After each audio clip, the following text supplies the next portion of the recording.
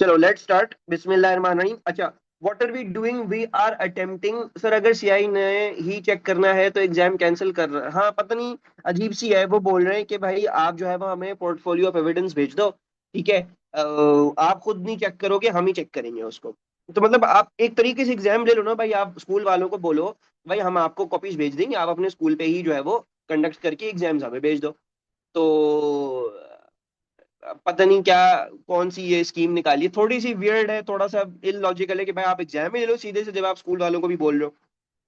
लेकिन उन्हें स्कूल वालों को एक और ऑप्शन भी तो दिया है ना कि वो पुराने वाले ग्रेड्स भी तो डाल सकते हैं वहां पे, यानी दे विल जो है वो गिव द मॉक्स या समथिंग जो आपने पहले दिए होंगे, मॉक्स दिए होंगे, टेस्ट दिए होंगे, ठीक है। जो 1 घंटा लॉन्ग कोई बच्चा जो है वो कहीं बैठ के उसने एग्जाम दिया, तो वो कह रहे हैं वो भी अगर पहले का भी पढ़ा हुआ है तो वो भेज दो।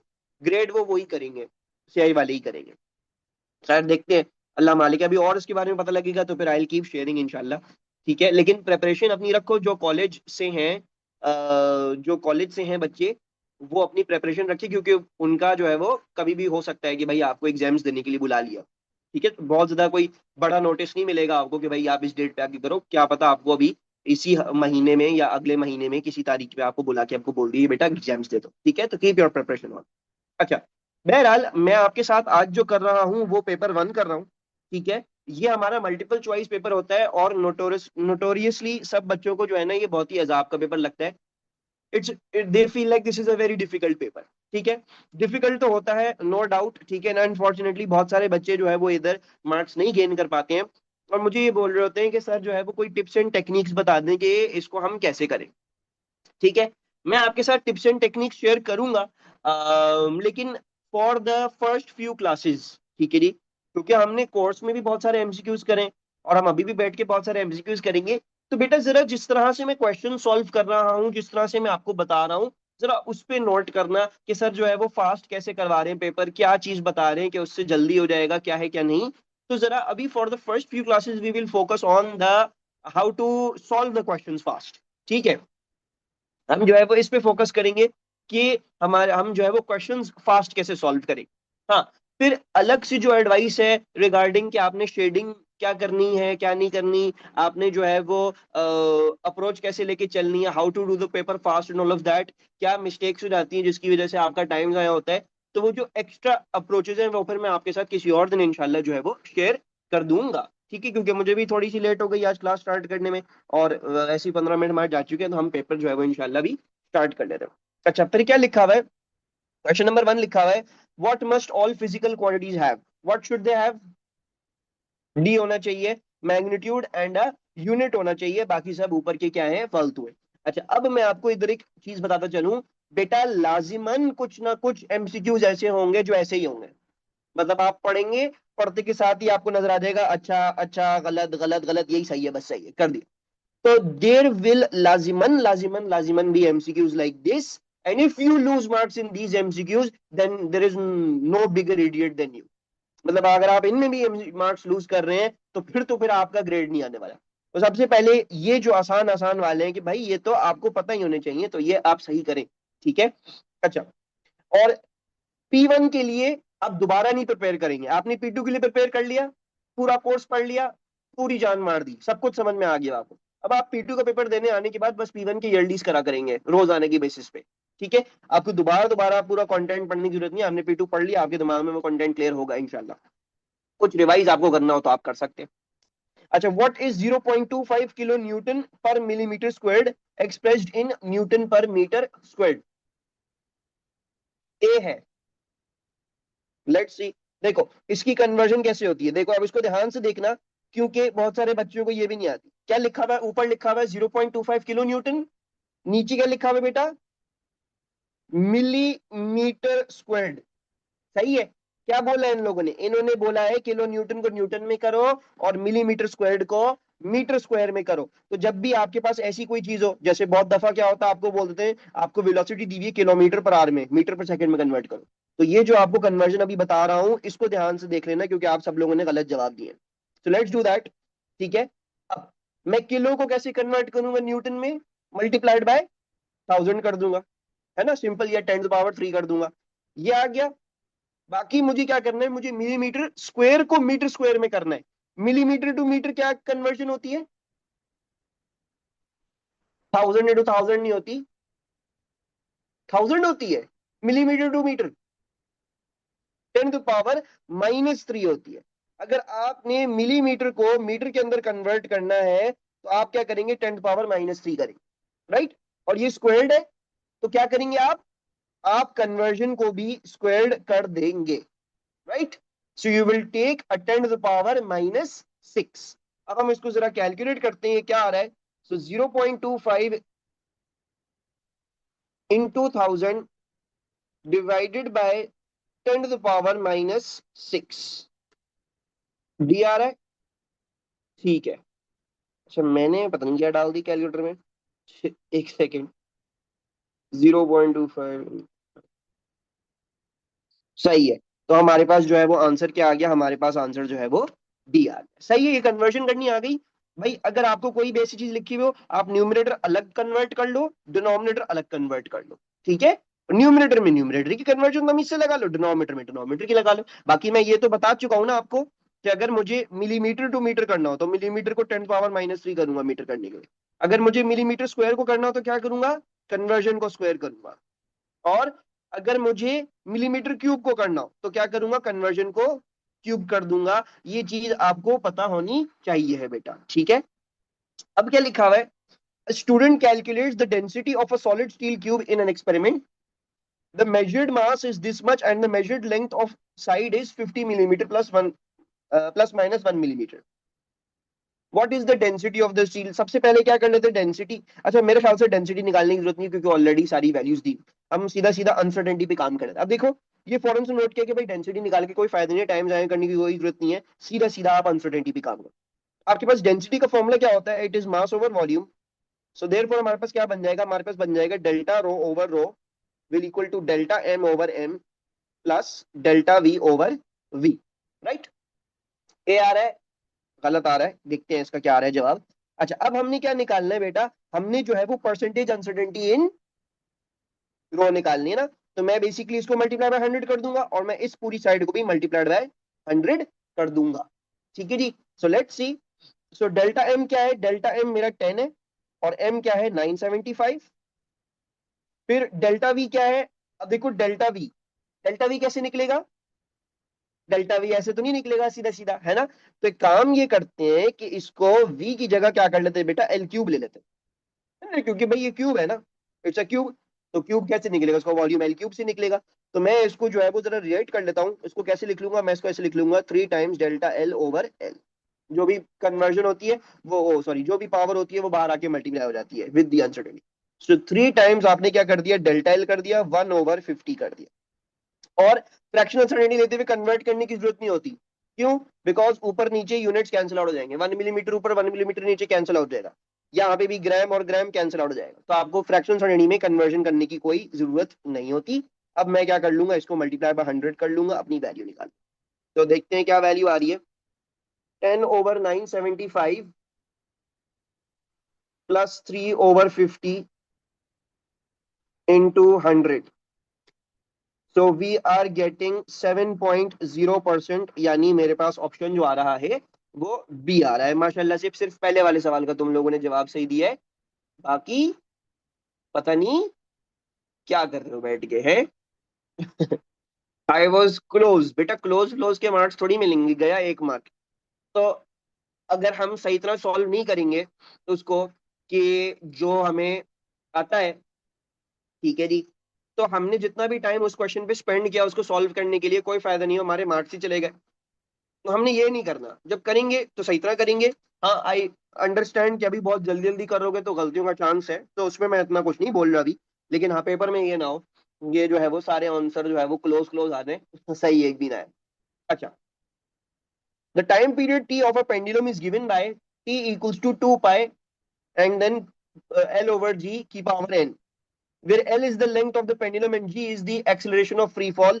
The equation is homogeneous. What is the value of N? N की वैल्यू क्या होती है, N की वैल्यू C होती है। देखो ये कैसे करना है इसका, मेरे ख्याल से बहुत सारे बच्चों ने अपनी जिंदगी में ये देखा हुआ होगा, देखा हुआ है कि नहीं देखा हुआ, बहुत सारे तो नहीं, कुछ ने तो देखा हुआ होगा इस क्लास में से, किसी ना किसी ने ये वाला फॉर्मूला देखा होगा, ये time period of a simple pendulum. ठीक है, तो जिन्होंने देखा हुआ है उन्होंने तो बहुत फास्ट कर लिया, लेकिन जिन्होंने नहीं करा हुआ वो क्या अप्लाई करेंगे बेटा, होमोजिनिटी अप्लाई करेंगे। ये लिखी हुई आपकी एग्जाम्पल, और मैंने आपको ये कोर्स में भी करवाई है, याद है, we've done this exact example in the course as well। Physical quantity measurements में हमने ये n की पावर निकाली थी, तो करके देख लेते हैं। टाइम पीरियड की यूनिट क्या होंगे बेटा, सेकंड होंगे। 2 पाई के कोई यूनिट नहीं होते, उड़ा दो। एल के यूनिट क्या होंगे, मीटर, तो मीटर की पावर एन हो गया। जी की यूनिट क्या होंगे, मीटर पर सेकंड स्क्वायर, सो मीटर पर सेकंड स्क्वायर होंगे। अच्छा, इसको जो है वो मैं जरा इस तरह लिख देता हूँ, मीटर पर सेकंड स्क्वायर की पावर एन। सही है, ये मैंने इस तरीके से लिख लिया। अब मैं जरा इसको सिंप्लीफाई कर देता हूं, तो second will equal to metre की पावर एन। अच्छा, नीचे क्या है मेरे पास, मेरे पास मीटर की पावर एन आ जाएगा और सेकंड की पावर -2n आ जाएगा। ये दोनों ऊपर नीचे कैंसिल आउट हो गए, ये सेकंड की पावर -2n ऊपर जाएगा तो क्या बन जाएगा, second will equal to second की power 2n। And now you can see यहाँ पे 1 लिखा हुआ है, तो आपने अब इक्वेट कर दिया 1 इक्वल टू 2n, तो n विल इक्वल टू, ठीक है, ये मेरे पास क्या बन गई, मेरी n की वैल्यू बन गई है। ठीक है, कोई प्रॉब्लम इसमें, any problem in the third 3 questions, sorry 4 questions that we have solved. Okay, अब चलते हैं आगे। अब क्या लिखा हुआ है, radio waves can be used to measure the distance between earth and the planet Jupiter. ठीक है जी, a pulse of radio wave is emitted from the earth, the pulse reflects from the surface of Jupiter and is detected again on earth. The time between emitting and receiving the pulse is this much. What is the distance between Earth and Jupiter? A होगा, says Manahil. Okay, let's see. तो क्या करेंगे, हम यहाँ पे simple ये formula apply करेंगे, velocity equals to 2 times the distance divide by time. क्या हो रहा है, ये इक्विलोकेशन हो रही है, आपने अर्थ से पल्स भेजी, जुपिटर तक गई, जुपिटर से रिफ्लेक्ट करके वापस आ गई, कितना डिस्टेंस कवर हुआ, अगर डिस्टेंस डी है इन दोनों के बीच में, तो एक जाने का डी एक आने का डी, देयरफॉर 2d हो गया। सही है, what is the speed of radio waves, माशाल्लाह, 3 into 10 to the power 8. Yes, it is an electromagnetic spectrum wave. So we can plug in 3 into 10 to the power 8 equals to 2 times the distance and divided by the time. The time is 3960 seconds. So हम 3960 यहाँ पे लिख सकते हैं, इसको ऊपर जाके multiply करेंगे और वैल्यू निकाल लेंगे। So 3 into 10 to the power 8 multiplied by 3960 divided by 2. तो क्या आ रही है मेरे पास value, let us see, 3 into 10 power 8 multiplied by 3960 divided by 2। ये तो काइनेमेटिक्स का सवाल भी नहीं है, ये तो ओ लेवल का सवाल है, ये मैं ओ लेवल के बच्चे को दे दूं तो वो भी सही सॉल्व कर ले। अच्छा, मैंने जो है वो ये नहीं होगा, सी नहीं है, ओ गॉड, ये क्या कर दिया मैंने, मैंने आंसर उड़ा दिया, इंटू 3960 डिवाइड बाई 2। अच्छा, ये जो है वो बेटा, ये क्या है, ये 5.94 इंटू 10 पावर 11 मीटर्स आया है, ये किलोमीटर्स में नहीं आएगा, क्योंकि आपने जब मीटर पर सेकंड में स्पीड ली है तो किलोमीटर में तो नहीं आएगा ना आंसर, तो ये मीटर में आया है। अब मीटर में आ गया, अब आपने इसको किलोमीटर में कन्वर्ट करना पड़ेगा, किलोमीटर में क्या हो जाएगा, ये 10 पावर 8 हो जाएगा, तो answer should be A, right. तो आपने उसको जो है वो क्या कर लेना है, मेक श्योर कर लेना है कि आंखें नाक कान खोल के पेपर करके आएंगे, ये नहीं आंखें नाक कान बंद करके जो है वो पेपर करके आ गए, सही तरह सोच समझ के देखना है। यही चीजें हैं, यही फंसाएगा भाई, इतना आसान सवाल क्यों देगा वो, जब एग्जामिनर जो है वो थोड़ा सा उसमें कोई कैच न रखे। तो सही तरह देख लो कि भाई क्या हुआ है क्या नहीं हुआ हुआ, उसके हिसाब से उसको प्रॉपरली कर। नजर आ रहा है 5.94 के दोनों दो आंसर है, लेकिन फिर भी जो है वो प्यारे बच्चों ने ही कर दिया जबरदस्ती। अच्छा खैर, बहरहाल, the graph shows the variation with time of the velocity of the car, velocity against time the graph है, which statement is correct। अच्छा, जब ऐसे सवाल होते हैं ना बेटा, which statement is correct, तो इसमें हम कैसे करते हैं, या कभी कभार हमें स्टेटमेंट्स दी हुई होती है जिसमें हमने देखना होता है कौन सी करेक्ट है, इसमें हम ट्रायल एंड एरर करते हैं, हम ये देखते हैं कि यार ये सही है गलत है, ये सही है गलत है, क्या है क्या नहीं, हम इस तरीके से करेंगे, एक एक पढ़ेंगे और एक एक पढ़ के जो है वो देखेंगे। The car accelerates for 2 seconds, then stops for 4 seconds and then reverses, so A is wrong। कैसे पता रॉन्ग है भाई, गाड़ी एक्सेलरेट तो कर रही है 2 सेकंड के लिए, क्योंकि वेलोसिटी इंक्रीज कर रही है, ग्रेड आ रहा है ग्राफ का, हम कहेंगे ठीक है। देन स्टॉप्स, स्टॉप का मतलब क्या होता है, वेलोसिटी इक्वल टू 0। क्या मेरी वेलोसिटी 0 हुई है, बिल्कुल भी नहीं हुई। पतन नहीं हुई, गलत हो गया। देन रिवर्सेस, रिवर्स का मतलब क्या है? रिवर्स का मतलब ये आपकी वेलोसिटी की डायरेक्शन चेंज हो गई। क्या वेलोसिटी की डायरेक्शन चेंज हुई है? नहीं भाई, ये वेलोसिटी अभी भी पॉजिटिव है, ये देखो, ये सारी वेलोसिटी अभी भी पॉजिटिव है। राइट, इतना डिटेल में देखने की जरूरत नहीं है वैसे, जैसे तुम लोगों ने कर लिया इसको सॉल्व तो सही है, लेकिन एक दो चीजें भी मिल जाए आपको कैंसिल आउट करने की, उड़ा दो। द कार एक्सीलरेट्स एट 12 मीटर पर सेकंड स्क्वायर फॉर 2 सेकंड्स। आप यहाँ पे कैलकुलेट कर सकते हो, ये नहीं आएगा, ग्रेडियंट निकाल के देख लो। तो आपके पास जो है एक्सेलरेशन आ जाएगी 12 - 0 डिवाइड बाय 2 - 0, तो ये 6 मीटर पर सेकेंड स्क्वायर आ रहा है। ठीक है, फिर the car travels a distance of 36 metres in the first 4 seconds. So let's see, हम अगर फर्स्ट 4 सेकेंड्स तक क्या ले लें, एरिया अंडर द ग्राफ ले लें। सो निकाल लो। ठीक है जी, कैसे कर सकते हो? ट्राइंगल प्लस एरिया कर सकते हो, ट्रपीजियम भी ले सकते हो, जैसे करना है, जैसे नहीं करना। मैं जो हूँ वो ट्राइंगल प्लस अभी ले रहा हूँ अपना रेक्टेंगल। तो half into base into height आ गया, और रेक्टेंगल कितना है? रेक्टेंगल जो है वो 2 × 12 आ गया। क्या आ रही है? सो ये आ जाएगा, टू टू कैंसिल हो गया, 12 और 24, ये आ जाएगा मेरे पास 36। ठीक है, मैंने देखो कैसे किया है, मैं बता देता हूँ आपको, क्योंकि बहुत सारे बच्चों को इसमें भी कंफ्यूजन आती है। देखो, ये ट्राइंगल है, इसका ले लिया बेस ये 2, और इसकी हाइट ये ले ली 12। सही है। अच्छा जी, फिर क्या किया, ये रेक्टेंगल लिया।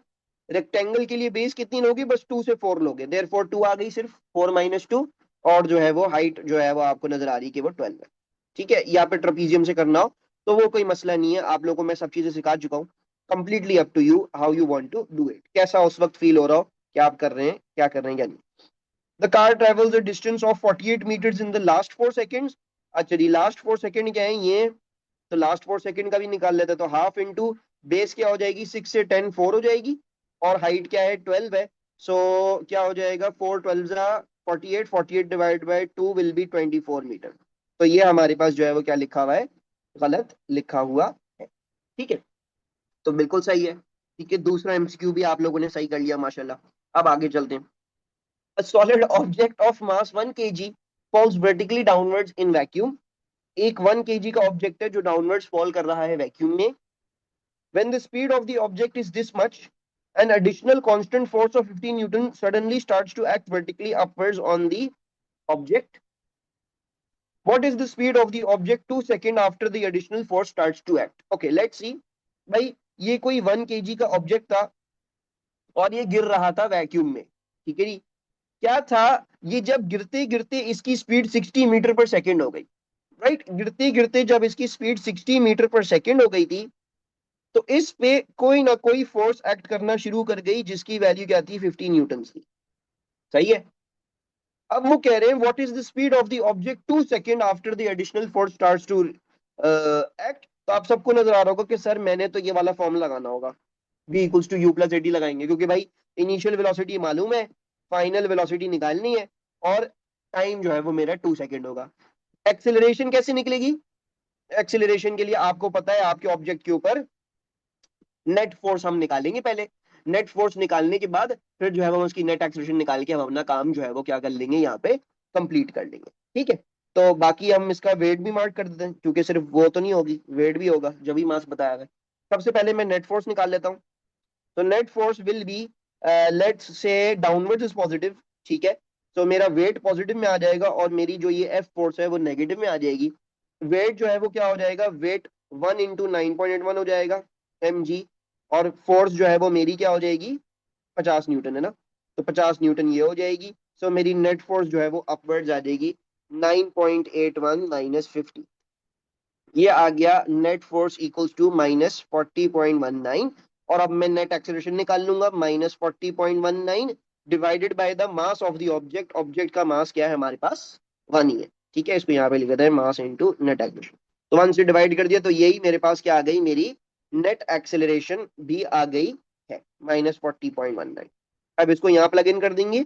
v क्या होगी हमारी? हमारी v हमने निकालनी है। इनिशियल वेलोसिटी 60 थी, 60 डाउनवर्ड है, तो मैं पॉजिटिव में ले लूंगा। एक्सेलरेशन मैंने -40.19 ले लिया, और टाइम क्या है? टाइम मेरा 2 सेकेंड। सो वेलोसिटी क्या आ गई? ए आ गई। ओके, 20 मीटर पर सेकेंड मेरे पास मेरी वेलोसिटी आ गई। ये चीज तो बेसिक आपका कॉन्सेप्ट है। ठीक है जी, हमने जो काइनेमेटिक्स पढ़ी थी उसमें हमने एक्सेलरेशन हमें ऑलरेडी दी हुई थी। राइट, तो हम वही ले लिया करते थे। लेकिन जब हम फोर्सेज आए थे, हमने फोर्सेज में पढ़ा था कि भाई हम फोर्सेज में नेट फोर्स निकाल के कैसे नेट एक्सेलरेशन निकाल सकते हैं, और नेट एक्सेलरेशन पर कैसे हम यहाँ पे प्लग इन कर सकते हैं अगर वो कांस्टेंट है। राइट, क्योंकि यहाँ पे सिर्फ जो फोर्स है मनाइल बेटा, वो सिर्फ वेट नहीं है ना। आपकी जो फोर्स है वो क्या सिर्फ वेट है मनाइल? नहीं है। तो क्या तुम 9.81 ले सकते हो एक्सेलरेशन? नहीं ले सकती, तुम्हें कैलकुलेट करनी पड़ेगी। जब भी हमने ये कहानी करी है। ठीक है, ये बेसिक वाला कॉन्सेप्ट है कि भाई अगर आपके पास कोई और फोर्स नहीं है, सिर्फ वेट है, जैसे काइनेमेटिक्स आपने मेरे साथ पूरा पढ़ा, तो उसमें आप सीधा सीधा 9.1 ले लेते। लेकिन अगर आपके पास और एडिशनल फोर्सेस मौजूद हैं तो नेट फोर्स निकालें, नेट फोर्स से नेट एक्सेलरेशन निकालें, नेट एक्सेलरेशन यहाँ पे प्लग इन कर दें। ठीक है, एनी प्रॉब्लम्स बेटा? ये वाला पेज भी कंप्लीट हो गया। ओके जी, आगे चलते हैं हम। अब हमें क्या बोला हुआ है? A stone is thrown upwards and follows a curved path. Air resistance is negligible. Why does the path have this shape? हाँ जी, तो क्यों है भाई इसके पास ये शेप? सही है। तो the stone has a constant horizontal acceleration and constant vertical velocity. ये गलत है। पहली बात वाली बात सही है, क्योंकि भाई हमारी हॉरिजॉन्टली एक्सेलरेशन कांस्टेंट ही होती है, लेकिन कांस्टेंट बेसिकली जीरो पे होती है। राइट, कांस्टेंट वर्टिकल वेलोसिटी वाली बात गलत है। The stone has constant horizontal velocity and constant vertical acceleration, ये इसी वजह से जो हमारे पास हमने पढ़ा है। The stone has constant upward acceleration followed by constant downward acceleration. This is wrong. Acceleration is completely fixed in one direction, वो g equal to 9.81 हमेशा हर पॉइंट पे ये g equal to 9.81 क्या करती है? डाउनवर्ड एक्ट कर रही होती है। The stone has a constant upward velocity followed by a constant downward velocity। सारी बकवास बातें लिखी हैं, बी आ गया हमारे पास आंसर। अब क्या लिखा हुआ है? A rocket engine ejects 90 kg of exhaust gas per second at a velocity of this relative to the rocket. What is the force acting on the rocket due to the ejected gas? कौन सा formula इस्तेमाल करेंगे? ये तो लग रहा है मेरे नोट से बना के डाल दिया पेपर। ऐसा लग रहा है जो जो बातें पढ़ाई हैं वही आ गई। V D M by D T. ठीक है, तो yes, F equals to M N ही लगेगा। बावली, कौन है ये बावली? हबीबा। डिराइव करके क्या करना है? सीधा सीधा f equals to v D M by D t लगेगा। भाई जब हमारे पास मास फ्लो रेट है और हमारे पास एक कांस्टेंट वेलोसिटी है, आपने फोर्स निकालने के लिए ये वाला फॉर्मूला लगा देना है। तो 190 हमारे पास ये आ गया, और हमारा मास फ्लो रेट क्या हो गया? 90/1 हो गया। ठीक है, 90 केजी इजेक्ट हो रहा है 1 सेकंड में। क्या आ रहा है आंसर? अच्छा, मुझे एक बात याद आई, ये 10वां सवाल करके फिर हम करते हैं आगे। Which statement does not describe N elastic collision between two objects? हाँ जी, ये भी पता है। ठीक है जी, तो हमारे पास ये आ जाएगा। बाकी सारे क्या हो गए? गलत हो गए हैं। रिलेटिव स्पीड ऑफ, सॉरी क्या कर रहा हूं मैं, ये गलत निशान लगा दिए। Relative speed of approach and two of two objects equal to speed of separation, ये सही है। The total kinetic energy is conserved, very good. The total kinetic energy is reduced, no. The total linear momentum is also convert, वो तो हमेशा ही conserved होता है, तो सी हो गया। ठीक है। अच्छा, क्या लिखा हुआ है? अ cyclist is riding at constant speed on a level road. Constant speed का क्या मतलब होता है? Equilibrium, yes. सो जब भी कांस्टेंट स्पीड लिखा हुआ हो, एक बात आप रियलाइज कर लें फौरन से कि हो सकता है यहाँ पे इक्विलिब्रियम की बात हो रही हो। According to Newton third law of motion, what is equal and opposite to the backward push of the back wheel on the road? B होगा, परफेक्ट। ठीक है जी, तो हमारे पास Newton third law of motion क्या है कि भाई ए अगर फोर्स लगाएगा बी के ऊपर, लेट से एफ बी लगा रहा है वो बी के ऊपर, तो बी बी ए के ऊपर फोर्स लगाएगा इक्वल एंड ऑपोजिट डायरेक्शन में। ये याद रखना है कि हमेशा दो बॉडीज इन्वॉल्व होंगी, तो इसको सिंपली आपने रिवर्स करना है। क्या लिखा हुआ है? आपको बोला हुआ है व्हील जो है वो बैकवर्ड फोर्स लगा रहा है, किस पे? रोड पे। तो न्यूटन थर्ड लॉ बोलता है कि रोड भी क्या करेगा? ऑपोजिट डायरेक्शन में इक्वल फोर्स लगाएगा, तो road will apply a forward force on the wheel, और बेसिकली आपकी गाड़ी चलती है इस तरह। ठीक है, हमने देखा भी था हमने उसमें कि भाई कैसे हमारे पास फ्रिक्शन जो है वो हमें हेल्प करती है टू मूव फॉरवर्ड। तो बेसिकली आगे चलती ही हमारी चीजें इस बेसिस पे। अच्छा, अब क्या लिखा हुआ है? A stone is release from rest and falls a long distance in air, which graph could show the variation with time of the accretion of the stone? Abdullah, Abdullah बेटा, खिड़की खोलो फौरन, फौरन से जाओ घर में, खिड़की खोलो प्लीज, और कूद जाओ वहां से। आई थॉट नो इरेजर, खुदा का वास्ता है भाई, ये चीजें जो है वो हमारे पास जो है वो क्या कहते हैं, हमें पता होनी चाहिए। ठीक है, डी है, साम इतना बड़ा बड़ा लिखा हुआ एयर में फॉल कर रहा है, तो the answer will be D. ठीक है, और जो है वो दूसरी बात ये है कि ये सवाल हमेशा आता है। अब जो मैंने आपको डायरेक्ट फोर्स का पढ़ाया है ना सेक्शन, उसमें मैंने जो आपको ग्राफ्स करवाए हैं, जो आपको फोर्स की डायग्राम्स बनवाई हैं, वेट कब कितनी होती है, डायरेक्ट फोर्स कब कितनी होती है, तो वो आपने दिमाग में बिठा लेनी, क्योंकि उसका P1 में एमसीक्यू एक ना एक तो आता ही आता है। ठीक है, और यूजुअली यही वाला आता है, एक्सेलेरेशन टाइम वाला ग्राफ पूछा होता है या वेलोसिटी टाइम वाला ग्राफ पूछा होता है। Sir what is A answer है, गलत आंसर है। A is the first alphabet in your ABCD, ABCDEFG। A जो है ना बेटा, अगर होता तो वेलोसिटी टाइम ग्राफ होता। ठीक है, क्योंकि आप जो है वो कांस्टेंट टर्मिनल वेलोसिटी पे पहुंच जाती ना, तो पहुंच जाते, तो ये वेलोसिटी टाइम का होता है, ये एक्सेलरेशन टाइम का नहीं है। ठीक है, अच्छा जी आगे चलते। An empty cart is moving along horizontal track at a constant velocity. ओ बस आज तो कांस्टेंट वेलोसिटी भरी हुई पेपर में, equilibrium. Resistive forces acting on the car are negligible. A heavy rock is dropped vertically into the car. ठीक है जी, कोई पत्थर डाल दिया आपने ट्रॉली के अंदर। The cart continues to move horizontally with the rock inside. How does the momentum and kinetic energy of the cart of the rock with the rock compare with the momentum and kinetic energy of the empty cart? हाँ जी, क्या होगा? माशाल्लाह, माशाल्लाह, माशाल्लाह। Momentum कभी conserve होने के बगैर कुछ हो सकता है? क्या मोमेंटम कंजर्व होने के बगैर कभी कुछ हो सकता है? शुक्र है खुदा का। आपका मोमेंटम हमेशा कंजर्व होगा, मैं पत्थर डाल दूं, कुछ भी डाल दूं, ठीक है जी, हमारा मोमेंटम कंजर्व होगा। देखो इसमें बेसिकली मोमेंटम कैसे कंजर्व होगा वो देख लो। आपकी जो ट्रॉली थी, ठीक है जी, ये पहले एम्प्टी थी। ठीक है, तो लेट से ये MV किसी मोमेंटम से जा रही थी। आप जब इसके अंदर पत्थर फेंकोगे ना बेटा, तो क्या होगा, अब जो है वो आपका मास बढ़ गया, तो क्या कम हो जाएगी, आपकी वेलोसिटी कम हो जाएगी, ताकि आपका मोमेंटम कांस्टेंट रहे। ये बेसिकली आपका जो है वो केस बन रहा होगा, मास बढ़ा दियो तो वेलोसिटी कम हो जाएगी, ताकि आपका मोमेंटम कांस्टेंट रहे। मोमेंटम कभी ऐसा नहीं हो सकता कि मोमेंटम कंजर्व ना हो। ठीक है, अच्छा जी, फिर क्या लिखा हुआ है, स्मॉलर काइनेटिक एनर्जी या सेम काइनेटिक एनर्जी। अच्छा, मेरे ख्याल से अगर हम काइनेटिक एनर्जी वाला फॉर्मूला देख लेना, P²/2m था, जितना मुझे याद है, यही था ना? खुद भी भूल गया, I think it was in the terms of the momentum.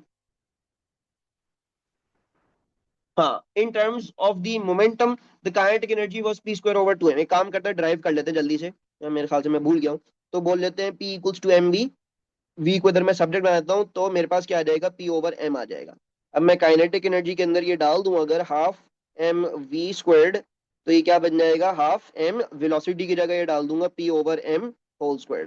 सो जो है वो ये क्या हो जाएगा, ये हो जाएगा P²/2m हो जाएगा। सॉरी, वो m2 रह गया था मेरे ख्याल से शायद, या पता नहीं नहीं रहा था, पता नहीं क्या हुआ था, ये आ गया हमारे पास फॉर्मूला।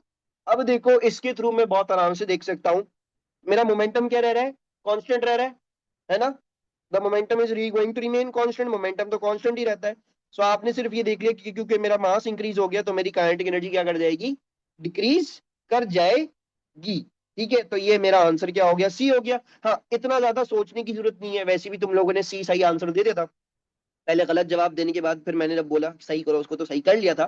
ठीक है, तो वो हो गया। बाकी जो है वो अगर इसको ऐसे ही देखोगे ना, तो शायद हो सकता है ऐसी काइनेटिक एनर्जी की क्वेश्चन से थोड़ा सा कंफ्यूज हो जाओ, कि जो है वो क्या होगा, यानी वेलोसिटी डिक्रीज कर रही है, मास इंक्रीज कर रहा है, तो काइनेटिक एनर्जी को क्या होगा। तो that's why I showed you this. मैंने वेलोसिटी को गेम में से निकाल के मैंने मोमेंटम और मास वाली इक्वेशन चूज कर ली, ताकि हम आराम से देख सकें। लेकिन बहरहाल यू गाइस गेव दी सही आंसर, एक जनरल आइडिया भी इस क्वेश्चन में चलता है। Any problems in this page? या तो बस दो ही सवाल थे। फिर ये नहीं कह सकते कि कोलेस हो रहा है, so inelastic collision and hence K must be smaller. Yes मूसअप। देखो बेटा, सबसे पहली बात तो ये है, हाँ बिल्कुल सही बोल रहे हो, बिल्कुल सही बोल रहे हो, बिल्कुल सही बोल रहे हो, इसमें कोई गलत बात नहीं करी तुमने। ठीक है, अच्छा, अब आगे चलते हैं। अब क्या लिखा हुआ है, A wooden block is held stationary in a container of water using a string that is attached to both the wooden block and the bottom of the container. ठीक है? It is held stationary using a string that is attached to both the wooden block and the bottom of the container. The wooden block has mass m and volume v. The water has density rho. The acceleration of free fall is g. What is the magnitude of the force acting on the block due to the tension in the string? हाँ जी, तो हमने force निकालनी होगी। कैसे निकालेंगे? पहले हम बाकी सारी फोर्सेस मार्क करेंगे। तो बाकी सारी फोर्स मार्क कर लेते। कौन कौन सी फोर्सेस होंगी इस ऑब्जेक्ट के ऊपर? अपथ्रस्ट होगी, वेरी गुड, ठीक है, एक अपथ्रस्ट आ गई। और वेट होगा, ठीक है जी, वेट डाउनवर्ड होता है हमेशा। टेंशन किस डायरेक्शन में होगी? टेंशन भी हमारी डाउनवर्ड होगी, ठीक है, क्योंकि आपका ऑब्जेक्ट अपथ्रस्ट की वजह से ऊपर की तरफ जा रहा है, ठीक है। सो देयरफॉर आपकी जो स्ट्रिंग है वो ऊपर की तरफ एक्सटेंड हो रही है, तो टेंशन उसके ऑपोजिट मार्क हो जाएगी। यानी क्या बन जाएगा? आपकी tension plus weight will equal to upthrust. So tension क्या हो जाएगी? Upthrust minus weight. अपथ्रस्ट क्या होती है? Raw ji we. वेट क्या होता है? M g. ये आ गई आपकी टेंशन, ठीक है। तो ये आपका ये सवाल हो गया है। मेरे ख्याल से ये पेपर तो कुछ ज्यादा ही आसान है। तो अभी तक हमने ये आधा पेपर कर लिया, ये तो बहुत ही आसान पेपर लग रहा है मुझे, ठीक है। फिर भी बच्चों के मार्क्स नहीं आते। क्यों नहीं आते भाई बच्चों के मार्क्स? ये वाला मुश्किल सवाल है, ठीक है, अब इसको ध्यान से पढ़ेंगे हम। A square shop of sign of uniform density has mass this much and sides of length this much, ठीक है। यूनिफॉर्म डेंसिटी क्या मतलब होता है इस बात का? Equal length. ऐसा चमार लगाऊंगा मैं। मास इज डिस्ट, वाह उमर, फोर्स के कॉन्टेक्स्ट में बताओ ना। Centre of gravity is in the centre of the object. If we talk about the uniform, ये आपका जो वेट है वो कहां से एक्ट करेगा? वो ऑब्जेक्ट के सेंटर से एक्ट कर रहा होगा, यानी 0.86 का आधा कर लें आप, 0.43 आ गया। Uniform means that the weight will act from the center of gravity of, sorry, the weight will act from the center of the object। तो आपने 0.8 का आधा कर लिया, 0.43 से एक्ट करा। मास बताया हुआ है और साइड की लेंथ बताई हुई है, ठीक है। The sign is supported by a hinge along its top edge. There is a friction in the hinge so that the sign hangs from equilibrium at an angle of 15 degree to the vertical shown. What is the moment about the hinge of the weight of the sign? हमने जो है वो wait का क्या निकालना है? Moment निकालना है। तो मोमेंट कैसे निकलता है? मोमेंट निकलता है force into perpendicular distance, right. So अब हम इसको कैसे करेंगे, इसको देख लेते हैं हम। फोर्स इनटू डिस्टेंस करेंगे, बिल्कुल ऐसा ही करेंगे, ठीक है। मूड नहीं हो रहा मेरा करने का, लेकिन चलो कर लेते हैं। अच्छा, I am going to draw it to the side over here थोड़ा सा, और थोड़ा सा एंगल एग्जैजरेटेड बनाऊंगा ताकि आसानी हो, ठीक है। ये 15 डिग्री है, ये रहा आपका वेट, सही है। ये लेंथ कितनी है? ये लेंथ है आपकी 0.43। आपका पिवट कहाँ है बेटा? आपका पिवट ये रहा, सही है। यहाँ पे एक इमेजिनरी लाइन खींच लेते हैं, ये आ गया, सही है। अब इस वेट का परपेंडिकुलर डिस्टेंस क्या होगा? ऑब्वियसली ये होगा, है ना। इस वेट का परपेंडिकुलर डिस्टेंस तो ये आ रहा होगा, मुझे पिवट तक जाना है। तो मैं ये कैसे निकाल सकता हूं? 0.43 का साइन होगा ये, right? It will be the sine of 0.43. So what I can say is that this length is going to be 0.43 sine 15। क्या आ गया? मोमेंट, मोमेंट आ गया। वेट क्या था? 2.4 kg मास था। इसको मल्टीप्लाई कर लेंगे विद 9.81 और मल्टीप्लाई कर लेंगे with the distance that is 0.43 sine 15। मैंने यहाँ पे डिस्टेंस को रिजॉल्व कर दिया, ठीक है। आप फोर वेट को भी रिजॉल्व कर सकते थे, you could have resolve the weight as well. Weight को भी रिजॉल्व करके दिखा देता हूँ। ये उठाओ, कॉपी करो, पेस्ट करो, माशाल्लाह माशाल्लाह। अच्छा जी, अब मैं इसको हटा रहा हूँ यहाँ से। अब मैं वेट को रिजॉल्व करके दिखाऊंगा आप लोगों को, ठीक है। अच्छा, देखो वेट कैसे रिजॉल्व होगा। देखो ये वाला जो एंगल है ये कहाँ है? ये है angle between this line and the vertical, है ना। तो सिमिलरली ये एंगल यहाँ पे भी होगा। क्यों होगा भाई? क्योंकि वही तो है, वही लाइन है, वही वर्टिकल है। तो हमने तो पहले देख लिया उस लाइन और वर्टिकल के बीच में अगर 15 डिग्री है, तो मैं नीचे जाके अगर कहीं वर्टिकल बना दूं तो वही बनेगा 15 डिग्री। राइट, ये बेसिकली आपने ज्योमेट्री में सीखा होगा, पैरेलल लाइंस के बीच में करस्पॉन्डिंग ऑल्टरनेट पता नहीं क्या होते हैं, कुछ ऐसा ही होता है, एंगल की प्रॉपर्टी होती है। तो ये आपने पढ़ा होगा अपनी ज्योमेट्री की क्लास में। अब ये आ गया, अब आप इसको रिजोल्व कर लो। रिजोल्व कैसे होगा? एक कंपोनेंट ये बनेगा, दिस वन, ये वाला हो जाएगा W cos 15, और ये वाला कंपोनेंट क्या हो जाएगा? ये वाला कंपोनेंट हो जाएगा W sin 15। अब आप कर लो। आप क्या कर लोगे? दूसरा तरीका क्या है? ऑल्टरनेट रूट क्या है? ऑल्टरनेट रूट ये है कि आप मोमेंट को सॉल्व करने के लिए क्या कर लो, W sin 15 इंटू 0.43 कर लो। तो ये दोनों आपके पास एग्जिस्ट करते हैं। आगे बढ़िए। सर योर डिस्टेंस वाला कैलकुलेट्स टू, कुछ गलत कर दिया मैंने। Let's see, 2.4 into 9.81 into 0.43 into sine 15, 2.60 तो आ रहा है। Sir then aren't we ignoring cos 15 का मोमेंट? इग्नोर कर तो दिया, कर रहे हैं ना इग्नोर, जब भी तो नहीं लिखा है इधर, क्योंकि वो पिवट में से पास थ्रू कर रही है उसकी लाइन, तो उसको मैंने इग्नोर कर दिया। ठीक है, तो ये आपके पास ये दोनों अप्रोचेस है, आप वेट को रिजोल्व कर लो या डिस्टेंस को रिजोल्व कर लो, जो आपको आसान लगे, जो आपको बेहतर लगे आप वो करें। 2.4 किधर से आया है? ये ऑब्जेक्ट का मास दिया हुआ है बेटा, वेट निकालने के लिए करेंगे ना mg, ये m है, ये g है। Yes Zainab, if it wasn't passing through the pivot then you would have included it। ठीक है, तो फिर उसका भी मोमेंट निकालना पड़ता है क्या है क्या नहीं।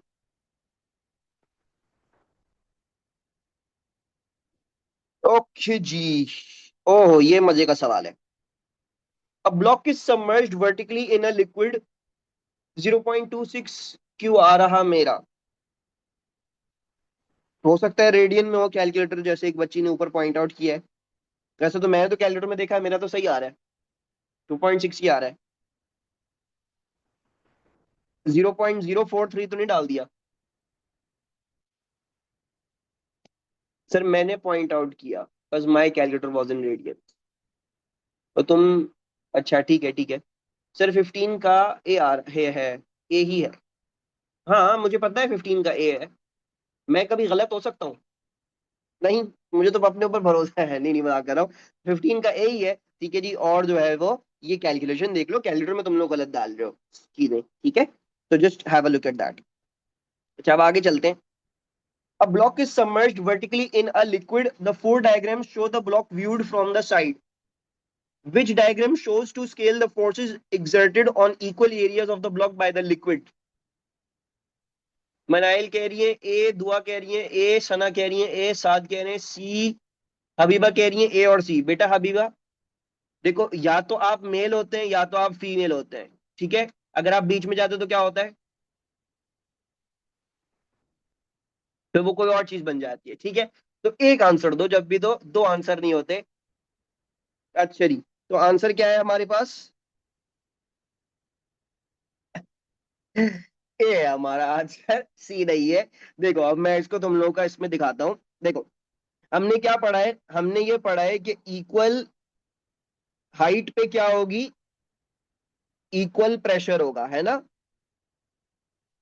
इक्वल प्रेशर होगा तो इसका मतलब क्या है? Equal force per unit area होगा। अब देखो बेटा, जब आपने इतना बड़ा एरो बना दिया यहाँ नीचे, सही है, तो मैं, ये देखो इन दोनों की हाइट तो बहुत सिमिलर है ना, so therefore the length of this arrow should be equal to the length of this arrow. देख रहे हो?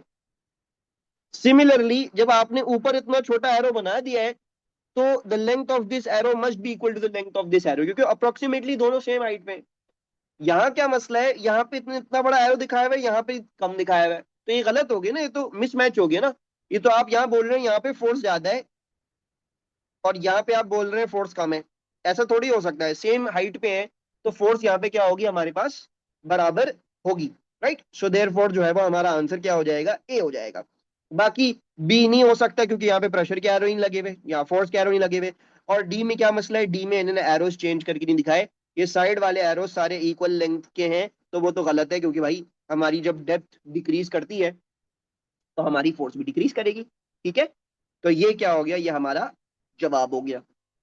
अच्छा, मैंने पिछले पेज का पूछा नहीं था, मुझे ये बता दो 14 15 16 क्लियर है ना सबको?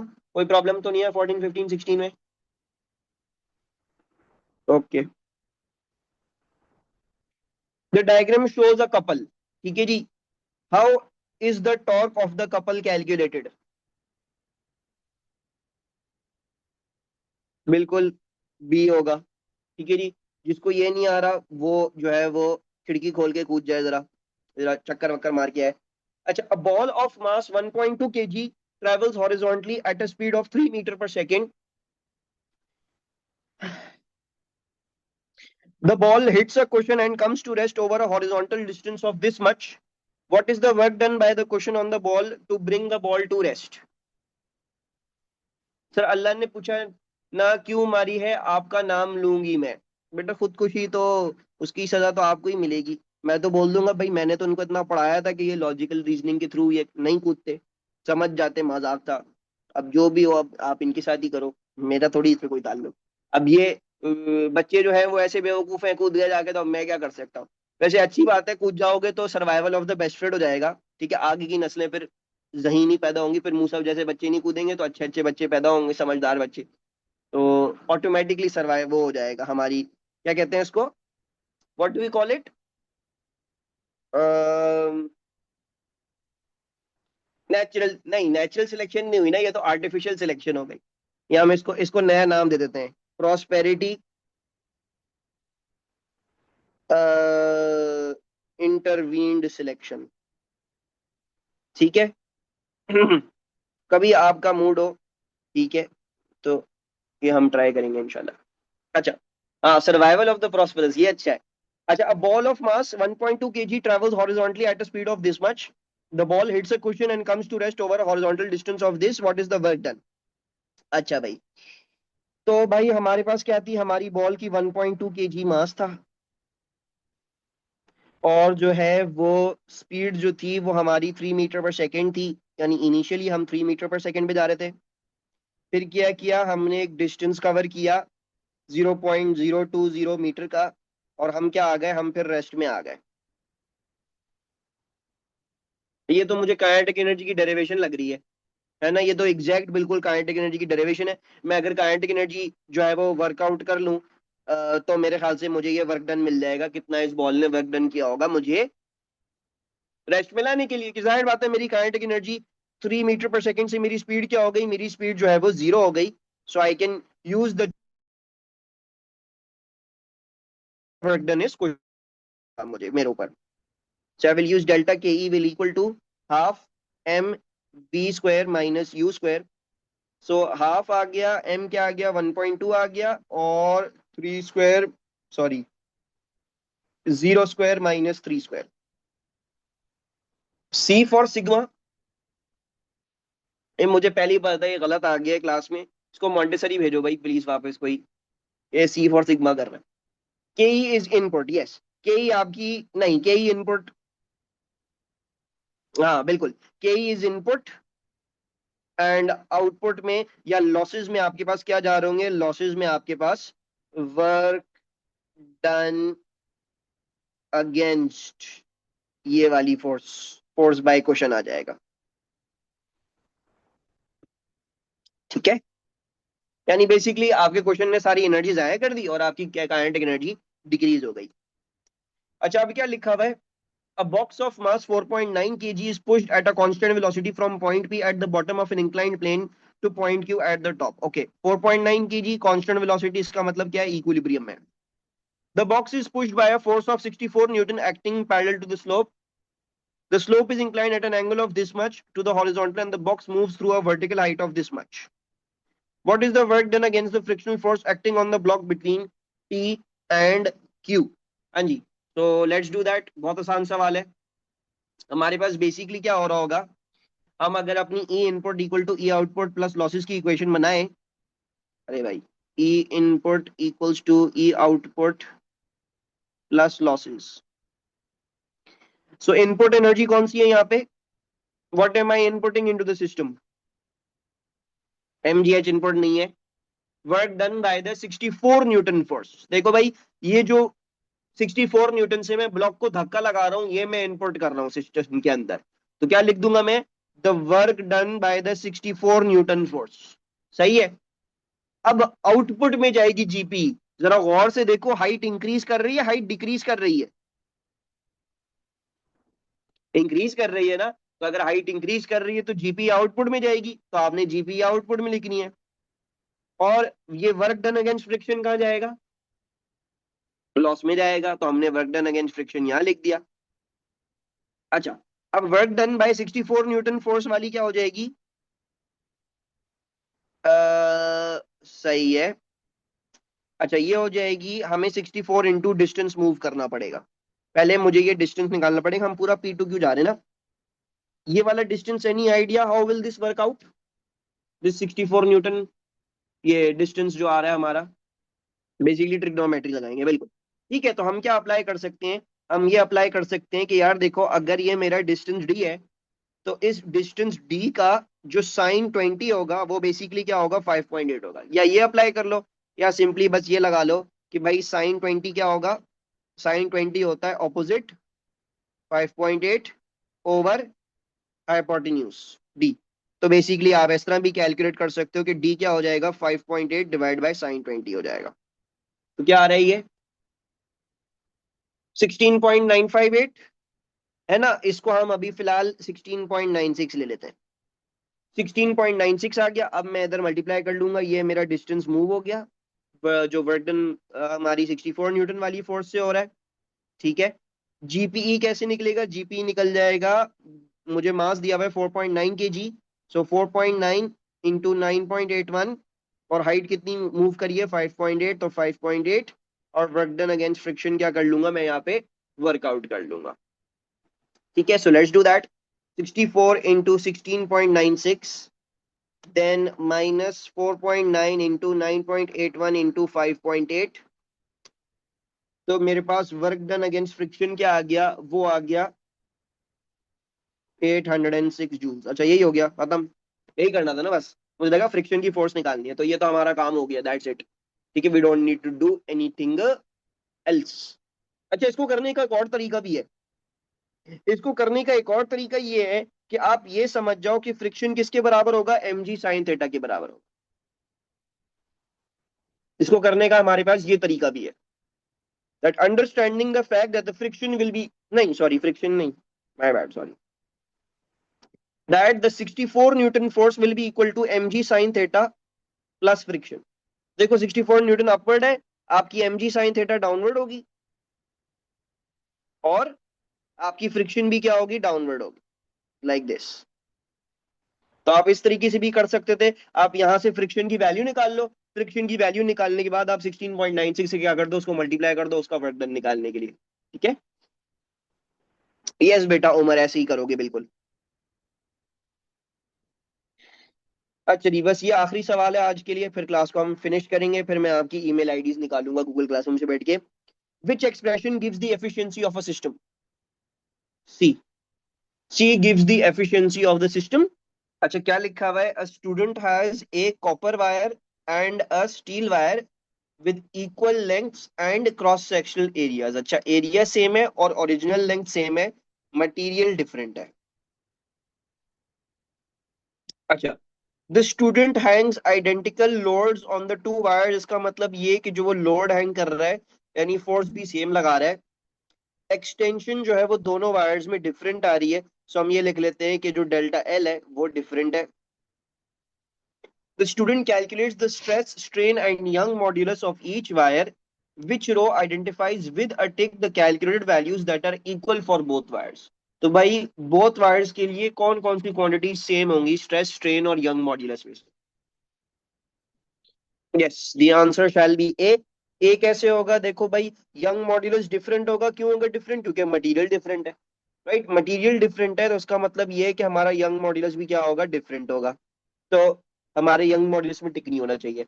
बाकी स्ट्रेन क्या होता है, strain is defined as delta L over original length. तो you can clearly see question में लिखा हुआ है कि आपकी एक्सटेंशन डिफरेंट है, तो अगर ये डिफरेंट है तो स्ट्रेन भी क्या होगा, डिफरेंट होगा। बाकी अगर हम स्ट्रेस को देख लें तो स्ट्रेस क्या होता है, स्ट्रेस होता है फोर्स अपॉन एरिया। फोर्स हम देख सकते हैं सेम है, और एरिया भी उन्होंने हमें बताया हुआ है कि वो भी सेम है। So this is same and this is same.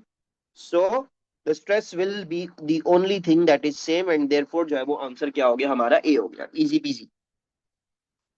अच्छा, अब ये वाला सवाल है, क्या लिखा हुआ है, two springs X and Y stretch elastically, the graph shows the variation with extension x of the force F applied on each spring.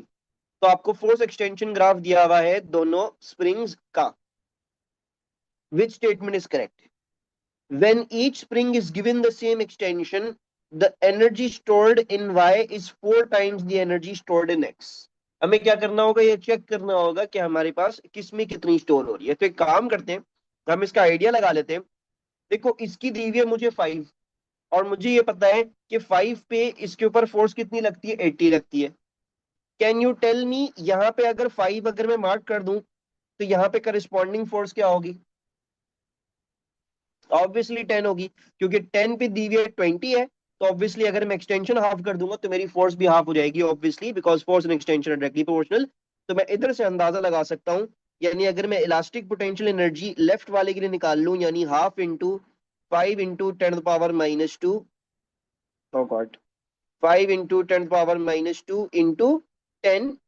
तो ये मेरे पास एक वैल्यू आ जाएगी। एक सेकेंड, इसको साफ सुथरा करके लिख लेते हैं। Elastic potential energy will equal to half into 5 into 10 power -2 into 10, इसकी ये आ जाएगी।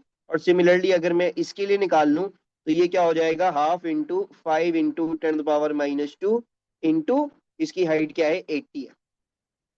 ठीक है, तो ये मेरे पास क्या आ रहा है, what is this value coming out to be for 5?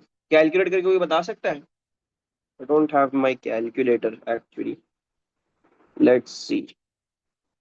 तो क्या कर लेंगे, 0.5 इंटू 0.05 इंटू 10, 0.25 आ रही है ये वैल्यू। और ये 200 कैसे आ रही है? 0.25 आ रही है ना? 0.25 आ रही है, 200 आ रही है? सर वो सेंटीमीटर में किया है, अच्छा सेंटीमीटर में कर दिया। 0.5 इंटू 0.05 और इंटू 80 कर देंगे तो ये मेरे पास क्या आ रही है, ये मेरे पास 2 आ रही है। ठीक है, so this is coming out to be 0.25 joules, this is coming out to be 2 joules. Why 5 for spring Y? बेटा देखो, इन्होंने बोला है कि जब हम सेम एक्सटेंशन लेते हैं, ठीक है, तो मैं क्या कर रहा हूं, मैं जो हूं वो जब सेम एक्सटेंशन लूंगा बेटा, तो देखो मुझे इधर दी हुई है 5 पे 80 की फोर्स है, सही है। तो मैंने क्या कर लिया बेटा, मैंने इधर भी, जाहिर बात है एक्सटेंशन को सेम रखना है, तो मैंने इधर भी 5 वाला ही पॉइंटर ले लिया, यानी 5 वाली एक्सटेंशन ले ली, और उस पर देख लिया मेरे पास मेरी फोर्स कितनी आ रही है, 10 आ रही है। बाकी हम सबको पता है कि इलास्टिक पोटेंशियल एनर्जी क्या होती है, एरिया अंडर द ग्राफ होती है। सो मैंने half into base into height कर लिया, बेस आपकी 5 सेंटीमीटर हो गई, हाइट आपकी 10 न्यूटन हो गई, जैसे मैंने लेफ्ट हैंड साइड पे कैलकुलेशन करी हुई है। सिमिलरली इसकी बेस क्या हो जाएगी, 5 हो जाएगी, और इसकी हाइट जो है वो 80 हो जाएगी। बस कन्वर्जन हमने करनी होगी, सेंटीमीटर में करना है हमें इसको। तो ये हमारे पास 0.25 और 2 जूल्स आ रहा है, ठीक है आशन। और अगर मैं अब इसका रेशियो देखूं तो 2/0.25 क्या होता है, 2/0.25 हमारे पास जो है वो 8 होता है। यानी एक्चुअली हमारी इलास्टिक पोटेंशियल एनर्जी वाई के लिए कितनी टाइम्स है, हमारी जो भी एक्स की वैल्यू आ रही है उसको जब हम मल्टीप्लाइड बाय 8 करेंगे तो हमारे पास वाई के लिए वैल्यू आएगी, राइट। 0.25 को 8 से मल्टीप्लाई करोगे तो वाई वाली वैल्यू आ रही है, तो उसका मतलब क्या है, वाई वाली हमारे पास 8 टाइम्स ग्रेटर है। ए हमारे पास क्या हो गया, रॉन्ग हो गया। बी हमें पता लग गया करेक्ट है। मैं आगे वाले ऑप्शन चेक नहीं कर रहा, क्योंकि हमें जब ऑलरेडी सही आंसर मिल चुका है बी, हमने इतनी टाइम लगा के इसको कैलकुलेशन कर लिया है। सो यही हमारे पास क्या होगा, करेक्ट होगा, right. Any problem in this? Okay, अब क्या लिखा हुआ है, which phrase describes the strain at the elastic limit on a stress strain graph? हाँ जी, कौन सी डिस्क्रिप्शन होगी? बिल्कुल डी होगी। क्यों होगी? क्योंकि बेसिकली हमारे पास स्ट्रेस स्ट्रेन ग्राफ में क्या होता है, अगर हम बल्कि नहीं छोड़ो, ग्राफ को छोड़ दे, बस वर्डिंग में समझ लेते हैं। इलास्टिक लिमिट क्या होती है, इलास्टिक लिमिट होती है वो point, point after which object becomes plastic, object becomes plastic, right. तो क्या लिखा हुआ है, it is the minimum strain की वैल्यू जिसके ऊपर जब मैं जाऊंगा तो मेरी डिफॉर्मेशन क्या हो जाएगी, प्लास्टिक हो जाएगी, राइट। ऑब्वियसली ये दोनों तो गलत ही है, राइट। अच्छा, मैक्सिमम स्ट्रेन बिलो नहीं होता, इस स्ट्रेन की वैल्यू से कम पे नहीं, बल्कि इस स्ट्रेन वैल्यू से अबव जाने पे हमारी डिफॉर्मेशन प्लास्टिक होती है। तो ये बेसिकली इंग्लिश लैंग्वेज टेस्ट कर रहे हैं आपकी, इसमें एज सच कोई खास फिजिक्स हमारे पास नहीं है। अच्छा, अब आ जाते हैं यहाँ पे। अच्छा, ये वाली मेरी रील देखी किसी ने इंस्टाग्राम पे, चॉकलेट वाली माइक्रोवेव में डाल के वेवलेंथ निकालने वाली? If you've not, then you can go and have a look at that reel on Instagram. I have done this experiment with an actual microwave. आपको उधर से एक अच्छी बात पता लग जाएगी।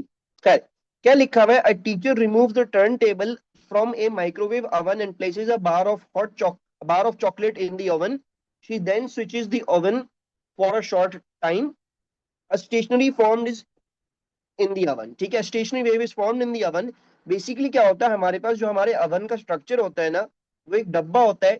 यहां से माइक्रोवेव्स निकलती हैं, यहां से माइक्रोवेव्स निकलती हैं और इधर से रिफ्लेक्ट करके वापस आती हैं। तो क्या होता है, हमारे पास जो है वो माइक्रोवेव में स्टेशनरी वेव्स बन जाती है, राइट। आपने देखा होगा माइक्रोवेव में जब आप खाना गर्म करते हैं तो कभी कभी ऐसा होता है कि खाना कहीं कहीं से बहुत ज्यादा गर्म हो जाएगा और कहीं कहीं से खाना ठंडा रह जाता है, ऐसा लगता है गर्म ही नहीं हुआ। कभी ऐसा नोटिस किया है? Have you ever notice something like that? Microwave में खाना गर्म कर रहा होता तो कहीं कहीं से भुलस जाता है वो बिल्कुल, लेकिन कहीं कहीं से वो गर्म ही नहीं होता। तो वो क्यों होता है? वो वहां से भुलस रहा होता है या वहां से वो सबसे ज्यादा गर्म हो जाता है जहां पे आपकी वेव का एंटी नोड प्रेजेंट है। और जहां पे आपकी वेव का नोड प्रेजेंट होता है वहां से वो गर्म नहीं होता। तो जब भी क्या करते हैं हम माइक्रोवेव में, टर्न टेबल लगाते हैं। आपने देखा होगा एक प्लेट होती है जो क्या करती है, आपके खाने को रोटेट करती है ना। और किसी कोई अगर माइक्रोवेव इस्तेमाल करता होगा उसको पता होगा कि आप माइक्रोवेव में चीज ऐसी नहीं डालते। आप क्या करती हैं, आप जो है वो क्या कहती हैं, उसको मिक्स करते हैं। यानी आपने अगर फॉर एग्जाम्पल 2 मिनट के लिए खाना गर्म करना है तो 1 मिनट के लिए खाना गर्म करें, ठीक है, और फिर उसको निकाल के बाहर उसको मिक्स करें दोबारा और फिर वापस डालें अंदर। This is the better technique. और बेसिकली हमारे पास माइक्रोवेव में टर्न टेबल का काम ही होता है कि खाने को हर वक्त रोटेट करती रहे ताकि खाना एंटी नोड किसी कोई जगह नोड में ना फंस जाए या कोई जगह सिर्फ एंटी नोड में ना रह जाए। वो रोटेट होता रहे ताकि जो है वो खाना एंटी नोड नोड में से जो है वो मूव करता रहे और गर्म जो है वो इक्वली हर जगह हो। तो यही बात लिखी हुई है। अब क्या होता है, अगर मैं आपके पास क्या करूं, एक चॉकलेट जो है वो माइक्रोवेव ओवन में डाल दूं, टर्न टेबल हटा के, तो कुछ ऐसे स्पॉट्स होंगे जहां से चॉकलेट मेल्ट करेगी और बाकी जगह से चॉकलेट मेल्ट नहीं कर रही होगी। तो कैन यू टेल मी, जहां से चॉकलेट मेल्ट करी है वो एंटी नोड होगा या नोड होगा? एंटी होगा क्योंकि वहां से गर्म हो गई chocolate. So this will be the position of antinode and this will also be the position of an antinode, ठीक है। And they are saying assume that the speed of microwave is this, what is the frequency of that. So हम सबसे पहले क्या कर लेंगे, wavelength निकाल लेंगे। बिटवीन टू एंटी नोड्स हमारा डिस्टेंस क्या होता है? What is the distance between two anti nodes? Lambda by two, very good, half lambda होता है। तो मैं जो हूं वो डाल सकता हूं कि यार 6 into 10 to the power -2 will equal to a half lambda, and lambda will equal to 12 into 10 to the power -2. And then you can use V equals to F lambda. 3 into 10 to the power 8 will equal to frequency and 12 into 10 to the power -2. And you can find out the frequency of your microwave. ठीक है, मनाहिल कह रही है 2.5 gigahertz आ रहा है answer. I am going to take her word and ये हमारे पास आंसर है, राइट। तो अगर आप जो है वो इंस्टाग्राम पे जाओगे, मैंने आपको ये करके दिखाया हुआ है असली में, real life experiment. Even in fact you can also do it on at your home by your own self. थोड़ी सी बड़ी चॉकलेट बार जो है वो लेके अगर आप माइक्रोवेव में रखेंगे ना, टर्न टेबल हटा के, तो you will be able to clearly see chocolate melting from some points and from some point it will not melt. ठीक है, और मैंने उस रील में बताया हुआ है कि कैसे आप स्पीड ऑफ लाइट कैलकुलेट कर सकते हैं यूजिंग अ माइक्रोवेव। तो you can go and have a look at that as well. That's what I can. Okay, क्या लिखा हुआ है? A sound wave travels from left to right.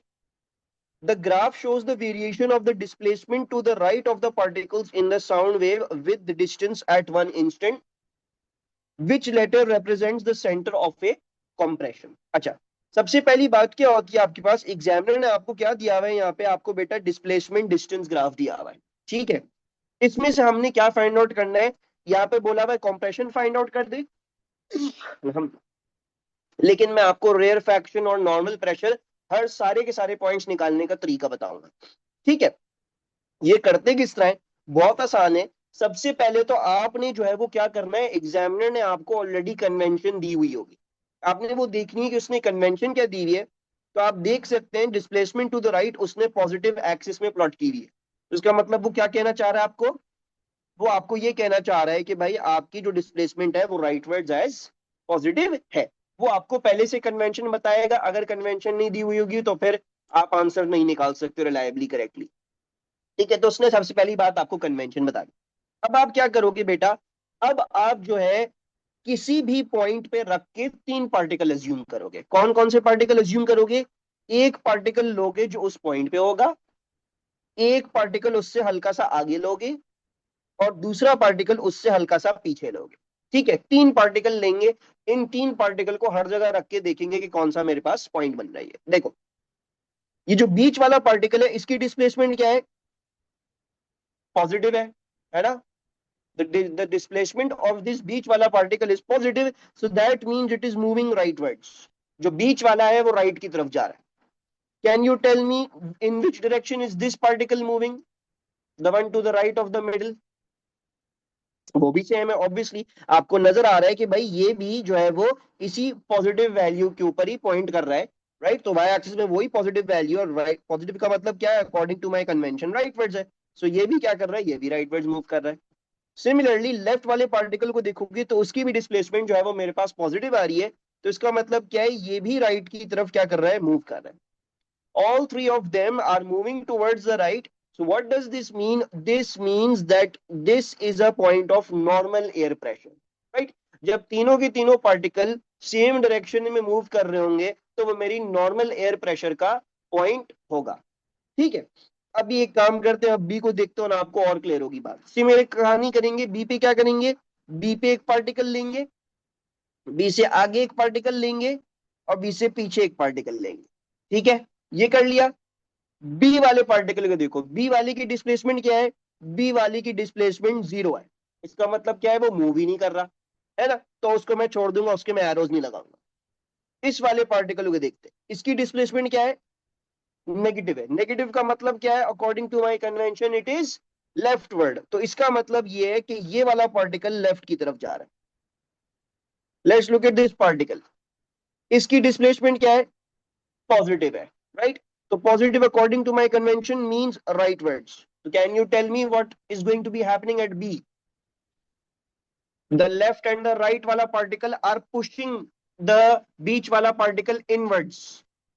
Compression हो रही है ना, देखो बेसिकली क्या है, ये बी वाला पार्टिकल है, ये इसके आगे वाला पार्टिकल, ये इसके पीछे वाला पार्टिकल, ये अंदर आ रहा है और ये भी अंदर आ रहा है, कॉम्प्रेस कर रहे हैं ना, बी वाले पार्टिकल को दबा रहे, कैंसिल नहीं कर रहे, कॉम्प्रेस कर रहे। सो whenever you get something like this is going to be a compression। सही है, जब भी आपके पास कुछ ऐसा आएगा, when you will get something like this, इसको मैं इधर कर देता हूं, फिर मैं बाकी सारी केसेस बनाता हूं आपके लिए।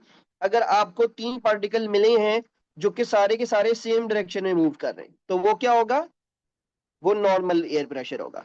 ठीक है, अगर वो राइट की तरफ तीनों मूव कर रहे हैं या लेफ्ट की तरफ तीनों मूव कर रहे हैं, बात वही है, ये नॉर्मल एयर प्रेशर ही होगा।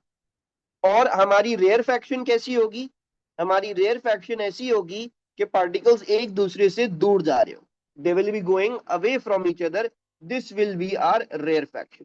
ठीक है, जरा जल्दी से ट्राई करो, मुझे बताओ सी वाला पॉइंट क्या चीज रिप्रेजेंट कर रहा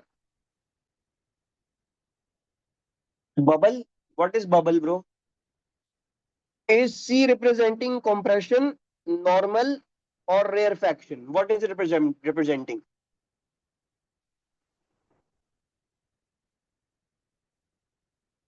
Oh, you said the third drawing. Okay, okay, I got it.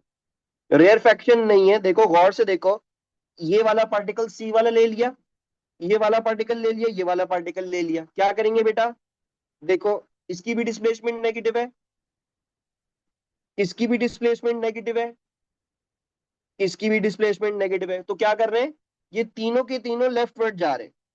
All three of them are going towards the left, So what is this point going to be? This going to be a normal air pressure का point. ठीक है? अच्छा, तो अब D को देखते हैं. D को तो करके बता सकते हो, अब सही बताना सारे.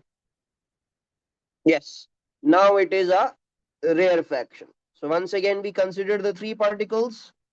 The beach wala particle is having displacement 0, so we will not make any arrow for it. This particle is having positive displacement, so it is going towards the right. This particle is having negative displacement, so it is going towards the left. What is happening? बीच वाला particle वही है, right वाला particle दूर जा रहा है और left वाला पार्टिकल भी दूर जा रहा है. So it will be a rarefaction का पॉइंट, नॉट कॉम्प्रेशन डाउन. तो मैंने अपना आंसर जो है वो सर्कल कर दिया, बी वाला सबको समझ में आ गया को होपफुली कि ये कॉम्प्रेशन का हमारे पास पॉइंट है. राइट, क्लियर बेटा? कोई प्रॉब्लम इसमें? ये कॉन्सेप्ट क्लियर हो गया? कैसे हम देखते हैं कॉम्प्रेशन रेयरफैक्शन कैसे निकालेंगे डिस्प्लेसमेंट डिस्टेंस वाले ग्राफ से. ठीक है जी. तो मैंने आपको वेव्स में ये चीज छुड़वाई थी, मैंने कहा था मैं बाद में करवाऊंगा, तो आज हमने कंप्लीट कर दी है. ठीक है, तो अगर आप वहां पे उधर नोट्स में जाके देखेंगे भी ना, तो आपको एग्जैक्टली यही सब कुछ पूरी प्रोसेस यही डिस्क्राइब्ड मिलेगी. You will see this whole process described over there. ठीक है. अच्छा, अब आ जाते हैं 26 पे. A buzzer emitting sound of frequency 846 hertz is attached to a string and rotated in a horizontal circle. The linear speed of the buzzer is 25 meter per second. So I hope सबको समझ में आ रहा हो ये किस चीज का सवाल होगा. The speed of sound is 340 meter per second. What is the maximum frequency? सवाल किस कॉन्सेप्ट के हवाले से? हमने करा है ये कॉन्सेप्ट डॉपलर इफेक्ट. यस, सो आपको याद होगा हमने डॉपलर इफेक्ट में ये वाली केस करी है, सर्कुलर मोशन वाली case.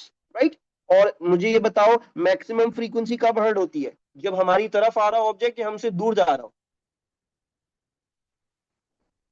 Yes, when it is coming towards us. So basically इस पॉइंट पे जब ये ऑब्जेक्ट जो है वो मुझसे 25 मीटर पर सेकेंड की स्पीड से मेरी तरफ आ रहा है, तो इधर क्या होगा? इधर जो है वो मुझे मेरी मैक्सिमम फ्रीक्वेंसी हियर होगी, और ये निकालने का फॉर्मूला क्या हो जाएगा? v over v minus v s f s. Right, obviously approach वाला माइनस वाला लगेगा, तो f o will equal to 340 over 340 minus v s क्या है? 25 है, और एफ एस क्या है आपका? 846 हो गया. So what's the value that we getting? D. Okay, we are getting D. Obviously सबको नजर आ रहा होगा कि ये दोनों तो वैसे भी नहीं हो सकते थे, तो छोटे ही हैं उस फ्रीक्वेंसी से, आपकी ऑब्जर्व फ्रीक्वेंसी से छोटी हैं. हमसे जो पूछा गया है वो तो अप्रोच वाली केस का मैक्सिमम फ्रीक्वेंसी पूछी गई. तो ये हमने कर लिया. Sir how we get that it's coming towards us? Hashim बेटा, आपके पास इस टाइप में जब आपके पास ये होता है ना, तो आपके पास सारी केस एग्जिस्ट करती हैं, टुवर्ड्स भी, अवे वाली भी, और फिर वो वाली भी एग्जिस्ट करती हैं जहां पे आपके पास आपको एफएसई मिल रही होगी. राइट, अब तुम्हें ये पता है कि भाई तुम्हारे पास तुम्हें फ्रीक्वेंसी ज्यादा कब मिलती है हाशिम? तुम्हें तब सबसे ज्यादा फ्रीक्वेंसी मिलती है जब ऑब्जेक्ट तुम्हारी तरफ आ रहा होगा ना, when it is approaching. So therefore we are only going to solve the approach वाली केस. ठीक है, बाकी इसमें सारी केस एग्जिस्ट करती हैं. सोर्स फ्रीक्वेंसी वाली केस भी एग्जिस्ट करती है और अवे फ्रॉम अस भी केस एग्जिस्ट करती है. हमने ये कॉन्सेप्ट क्लास में ऑलरेडी बहुत डिटेल में करा है और उसका ग्राफ भी बनाया है एक्चुअली, और आपकी वर्कशीट में भी ये सवाल था. ठीक है, clear? Okay. Vertically polarized light of intensity I naught is incident normally on a polarizing filter. The transmission axis of the filter is at an angle of theta to the plane of polarization of the light. The intensity of the light after passing through the filter is I naught over 3. What is theta? So very easy to do. आपने कुछ भी नहीं करना, आपने simply Malassez law लगाना है. Right, so we will apply I equals to I naught cos square theta. Resultant intensity क्या है? रिजल्टेंट इंटेंसिटी ये दी हुई I naught over 3, तो मैंने ये डाल दिया. इनिशियल इंटेंसिटी I naught ही है, तो I naught ही रहने देते हैं. थीटा क्या दिया हुआ है? ये बोला हुआ है कि भाई हमारी जो इंसिडेंट इंटेंसिटी है उसके और ट्रांसमिशन एक्सिस के बीच में एंगल थीटा ही है, और हम ऑब्वियसली यही थीटा प्लग इन करते हैं, that is between the incident intensity and the transmission axis. तो थीटा को मैं थीटा ही प्लग इन कर दूंगा, मुझे कुछ और करने की जरूरत नहीं है. ये मैंने प्लग इन किया, आई नॉट कैंसिल हुआ. फिर क्या होगा? Cos square theta equals to 1/3. पहले मैं ये स्क्वायर हटाऊंगा, तो मुझे दोनों साइड पे अंडर रूट करना पड़ेगा, और थीटा निकालने के लिए क्या करना पड़ेगा, कॉस इनवर्स लेना पड़ेगा ऑफ रूट ऑफ 1/3। डिग्रीज में रख के करना कैलकुलेटर, तो होपफुली आपके पास आंसर जो है वो 55 डिग्रीज आ जाएगा। Right, do question number 28। Yes. So the answer to question number 28 is D. Only longitudinal waves can be diffracted. That is wrong. दोनों transverse longitudinal दोनों हो सकती हैं diffract. Only longitudinal waves can travel in free space. That is wrong. Longitudinal waves cannot travel in free space. Transverse waves can. Only transverse waves can be coherent. No. दोनों को apply करेगा ये concept. हाँ, polarisation वाला concept सिर्फ और सिर्फ transverse waves को अप्लाई करता है। ठीक है, अच्छा मैंने पूछा नहीं, हमने जब तक पेपर अभी से स्टार्ट किया था, क्लियर है ना, कोई प्रॉब्लम तो नहीं है? हमने ये मेरे ख्याल से 8 सवाल कर लिए हैं since we started, so I hope there is no problems and कोई चीज पूछनी ना हो किसी को भी। Okay, a student uses a diffraction grating to determine the wavelength of visible light from source. The diffraction grating has 300 lines per millimeter. The student measures the angle theta of each order n of intensity maxima. A graph of n against sin theta is plotted. The line of best fit for the plotted points is shown and has gradient g. What concept is over here?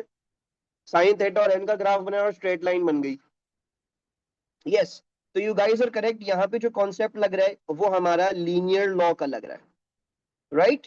Because हमने देखा है कि जब भी हमारे पास दो अजीबो गरीब क्वांटिटीज हो और हम उनको प्लॉट कर दें और स्ट्रेट लाइन आ जाए, तो इसका मतलब बेसिकली क्या है, लीनियर लॉ लगा है यहाँ पे किसी ना किसी तरीके से। ठीक है, सो लेट्स सी, अगर मैं अपनी इक्वेशन लूं जो मेरी डायफ्रैक्शन रेटिंग वाली होती है और मैं इसको लिनाइज करने की कोशिश करूं एन वाई एक्सिस पे, तो एन को सब्जेक्ट बनाऊंगा, तो ये क्या बन जाएगा, ये बन जाएगा D over lambda sine theta. Right, lambda उधर डिवाइड में भेज दूंगा, तो D over lambda sine theta बन जाएगा। This is on the Y axis, this is on the X axis, so ये क्या होगा, ये मेरा ग्रेडियंट होगा। Right, so what I can write, I can write that d over lambda is the gradient g, right, which expression represents the wavelength। हमने wavelength को अगर subject बना देंगे तो ये क्या बन जाएगा, ये हमारे पास बन जाएगा d over g। राइट, अब बात ये कि ये 3.3 वाली वैल्यू कहां से आ रही है, ये आ रही है यहां से। इन्होंने बोला हुआ है आपके पास जो है वो 300 लाइंस पर मिलीमीटर है। सो आई होप सबको याद हो कि हम कैसे निकालते थे d। The way to work out D was कि आपको जो भी लेंथ दी हुई है 1 मिलीमीटर की जो लेंथ दी हुई है वो लें और उसको डिवाइड कर दें by the number of lines. तो हमने उसको 300 से डिवाइड कर लिया, तो मेरे पास डी की वैल्यू यहाँ पे आ जाएगी। सो लेट्स सी ये क्या आ रही है, 1 इंटू 10 की power -3 divided by 300। 1 2 3 4 5 6, okay, so 3.3 into 10⁻⁻6 मेरे पास जो है वो ये वैल्यू आ रही है। और ऑब्वियसली अगर मैं इसको यहाँ पे प्लग इन कर दूंगा तो क्या बन जाएगा, ये बन जाएगा 3.3 into 10⁻6 divided by G, and so the answer is going to be C. सही है, अच्छा जी, क्वेश्चन नंबर 30 सॉल्व करो। वापस समझा दें आयुष बेटा, क्या चीज समझ में नहीं आई? ये वाला डी वाला, ओके डी वाला बता देता हूँ। बेसिकली देखो बेटा, डी वाला जो हमारा फॉर्मूला होता है ना, डी होता है तुम्हारे पास length divided by number of lines in that length. सही है, ये तुम्हारे पास फॉर्मूला है। तुम्हें क्या लेंथ दी हुई है इधर आयुष, तुम्हें दी हुई है 1 मिलीमीटर, पर मिलीमीटर दिया हुआ है ना, तो मिलीमीटर ऊपर डाल दो और नंबर ऑफ लाइंस क्या कर दोगे, नीचे डाल दोगे। ये आ गया। अब तुम्हारे पास वैल्यू आ गई यहाँ पे 3.3 इंटू 10⁻⁻6, और ये क्या कर दोगे, ये तुम इधर प्लग इन कर दोगे तो तुम्हारे पास तुम्हारा आंसर आ जाएगा। ठीक है, ओके। टू वेव्स मीट, बच्चों ने क्या आंसर दिया है, बच्चों ने डी बताया। ठीक है, two waves meet, what is not a necessary condition for the waves to produce stationary wave, they must be of the same type. ये तो नेसेसरी कंडीशन है, ये तो सुपर पोजिशन की कंडीशन है ना, सेम टाइप की तो वो होनी चाहिए। अच्छा, they must have the same period, ठीक है, they must have the same period, क्योंकि हमने कोहेरेंट भी रखना होता है स्टेशनरी वेव की फॉर्मेशन के लिए। बेसिकली हम तो यही काम करते हैं, हम एक को भेजते हैं, उसी को रिफ्लेक्ट करके वापस ले आते हैं। तो हम टाइम पीरियड तो सेम ही रखते हैं उसके अंदर. They must have the same wavelength. Yes, they must have the same wavelength. They must travel in the same direction. This is the wrong thing. They do not need to travel in the same direction. They have to travel opposite in direction to each other. अच्छा, अब क्या लिखा हुआ है? Light of a single wavelength incident normally on a double slit. Interference fringes are observed on a screen. The distance from the double slit to the screen is this much and fringe separation is this much. The distance from the double slit to the screen increases by this much. What is the new fringe separation? तो हमने क्या करनी है, हमने new fringe separation यहाँ पे निकालनी है. अच्छा, आप चाहो आप पूरी कैलकुलेशन भी कर सकते हो इधर, यानी basically x equals to lambda D over A दिया हुआ है ना आपको. You know this formula, x equals to lambda d over a. This is what we apply for the double slit. तो बेसिकली आप क्या कर सकते हो, आप पूरी कैलकुलेशन भी कर सकते हो कि आप डिस्टेंस इधर प्लग इन करो, फ्रिंज सेपरेशन इधर प्लग इन करो और लैम्डा ओवर ए की वैल्यू निकाल लो, एंड जो है वो दूसरी दफा दोबारा करते हुए उसको प्लग इन कर दो. Right, you can plug in this same lambda over A because वो चेंज नहीं कर रहा, सिर्फ और सिर्फ डिस्टेंस चेंज कर रहा है. Right, otherwise what you can do and what I will do actually over here is x equal to lambda D over A. हम चेंज क्या कर रहे हैं बेटा, हम सिर्फ d को चेंज कर रहे हैं और d के चेंज करने की वजह से फ्रिंज सेपरेशन चेंज होगी, बाकी लैम्डा और a को तो छेड़ ही नहीं रहे. तो मैं एक काम कर रहा हूं यहाँ पे, मैं ये कह रहा हूं कि अगर ये दोनों चीजें कॉन्स्टेंट्स हैं, इनको मैं छेड़ नहीं रहा, सो बेसिकली क्या है, मेरा x directly proportional to d है, and from there we can say x over d will equal to a constant, and then you all know how this goes. I can say x1 over d1 will equal to x2 over d2. The same thing we used to do for your intensity calculations. और अब जो है वो मैं इसको यहाँ पे calculate कर देता हूँ. मेरी पहली फ्रिंज सेपरेशन क्या थी, 1.8 मिलीमीटर थी. मैं 1.8 मिलीमीटर यहाँ पे प्लग इन कर लेता हूँ, या फिर एक्चुअली मुझे कन्वर्जन करने की जरूरत नहीं है, यूनिट्स कैंसिल हो जाएंगे. 1.8 हो गया. डिस्टेंस d1 क्या था, 0.6 था. मुझे x2 निकालना है, x2 निकालना है. डिस्टेंस d2 क्या है, d2 इज, हमने distance from the double slit increase कर दिया है बाय 0.9, यानी 0.9 प्लस 0.6 हो जाएगा, यानी 1.5 हो जाएगा. Right, and then you can work out this value of x2. It will work out to be 4.5 millimeters. अच्छा, इन वाली कैलकुलेशन में भी कन्वर्जन करने की जरूरत नहीं होती, बिकॉज यहाँ पे मिलीमीटर है, यहाँ पे मिलीमीटर है, ये मिलीमीटर मिलीमीटर कैंसिल हो जाएगा, ये भी मीटर, ये भी मीटर, ये भी कैंसिल आउट हो जाएगा. ठीक है, तो इन वाली कैलकुलेशन में भी जब हम ये इक्वेट कर रहे होते हैं इस तरह से करके, तो उसमें भी करने की आपको जरूरत नहीं होती. ठीक है, एक अप्रोच क्या थी, आप लैम्डा ओवर ए की वैल्यू निकाल के क्या कर लें, उसको प्लग इन कर लें दूसरी दफा दोबारा कैलकुलेट करते हुए, या फिर मैंने आपको प्रोपोर्शन की बेसिस पे इजीली एक और तरीका भी बता दिया कि आप कर सकते हैं इसको. इफ वी डू कन्वर्ट, नहीं बेटा कन्वर्जन करने से कोई फर्क नहीं पड़ेगा. 10 पावर -3 करोगी ना, तो ऑटोमेटिकली फिर ये आंसर क्या आएगा बनाना तुम्हारा, ये आएगा, it will come like this. ठीक है, तो फिर तुम उसको मिलीमीटर में कन्वर्ट कर देना वापसी. ठीक है, तो कोई प्रॉब्लम की बात नहीं, अगर तुम कन्वर्ट कर भी लो, कन्वर्जन से कोई फर्क नहीं पड़ेगा. वाई एड सर, बेटा ये लिखा हुआ इंक्रीजेस बाय, ये नहीं लिखा हुआ increases to, it is written increases by 0.9, यानी 0.9 का इजाफा हुआ है पहली वाली वैल्यू में. Okay, any problems in the questions we solved so far, ये 3 question. Okay, a wire is made from metal of constant resistivity. There is a constant current in the wire. Which statement about the potential difference across the wire is correct? It is directly proportional to the length of the wire. It is inversely proportional to the length of the wire.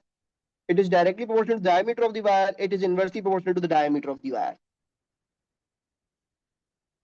ये होगा. ठीक है, basically यही concept हम इस्तेमाल कर रहे थे ना आपके पोटेंशियोमीटर में. If you remember, we used to say कि भाई देखो R equals to rho L over A है. अगर हमने रो और एरिया को कांस्टेंट रखा हुआ है तो का क्या होगा, तो ये होगा कि बेसिकली आपकी resistance directly proportional to length होगी. And then V equals to IR है अगर आपके पास, और अगर आपका करंट कांस्टेंट है, so we can say that V will be directly proportional to R. And since R is directly proportional to length, so therefore I can make the relationship directly between these two quantities as well, voltage and length. That the voltage will be directly proportional to the length. हमने variable battery बनाई ही इस तरह की तरीके से थी in the potentiometer. हम लेंथ डिफरेंट रखते हैं तो हमारे पास वोल्टेज डिफरेंट आ रहा है। अच्छा, अब क्या लिखा हुआ है? The IV characteristics for three identical components are shown, which components obey Ohm's law. हाँ जी, कौन से कंपोनेंट्स ओबे कर रहे हैं ओम्स लॉ को? You guys are correct.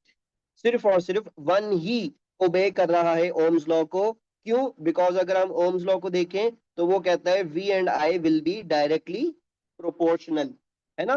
तो यही ग्राफ है डायरेक्ट प्रोपोर्शन का। This is the only one that is correct. ये डायोड का ग्राफ बन रहा है, ठीक है जी। और यहाँ पे इंटरसेप्ट आ रहा है, इंटरसेप्ट अलाउड नहीं है आपके पास में, ठीक है। अच्छा, a resistor of resistance 200 ohm is connected to a supply that has a potential difference of 4 volts. How many electrons enter the resistor in 4 seconds? So how will we do this? ये crosses क्यों भेजे जा रहे हो?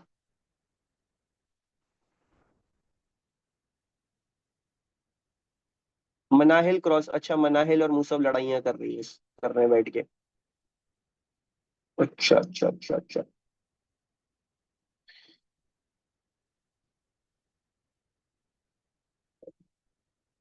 How will we do this question, guys?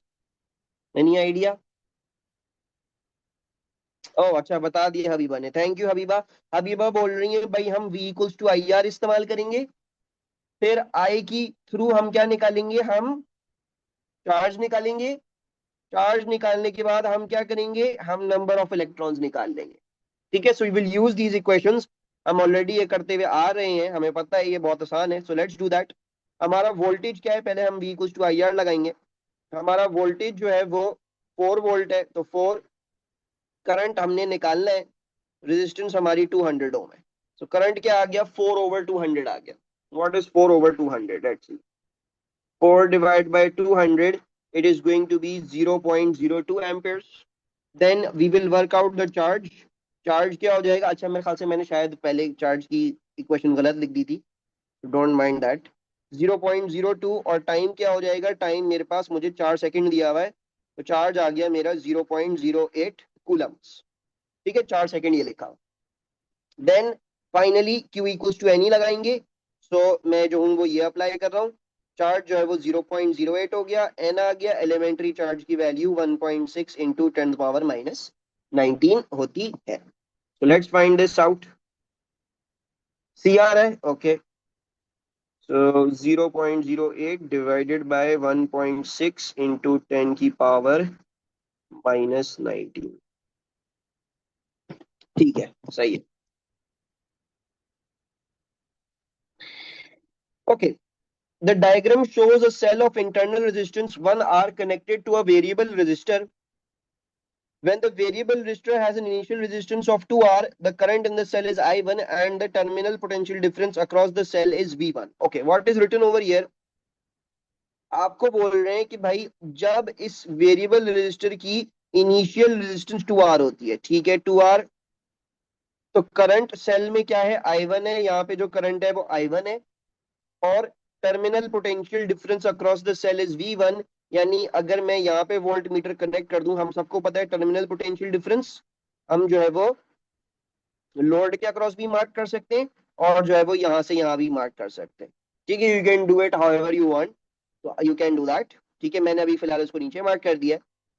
The variable resistance is now adjusted to a new resistance of 4R.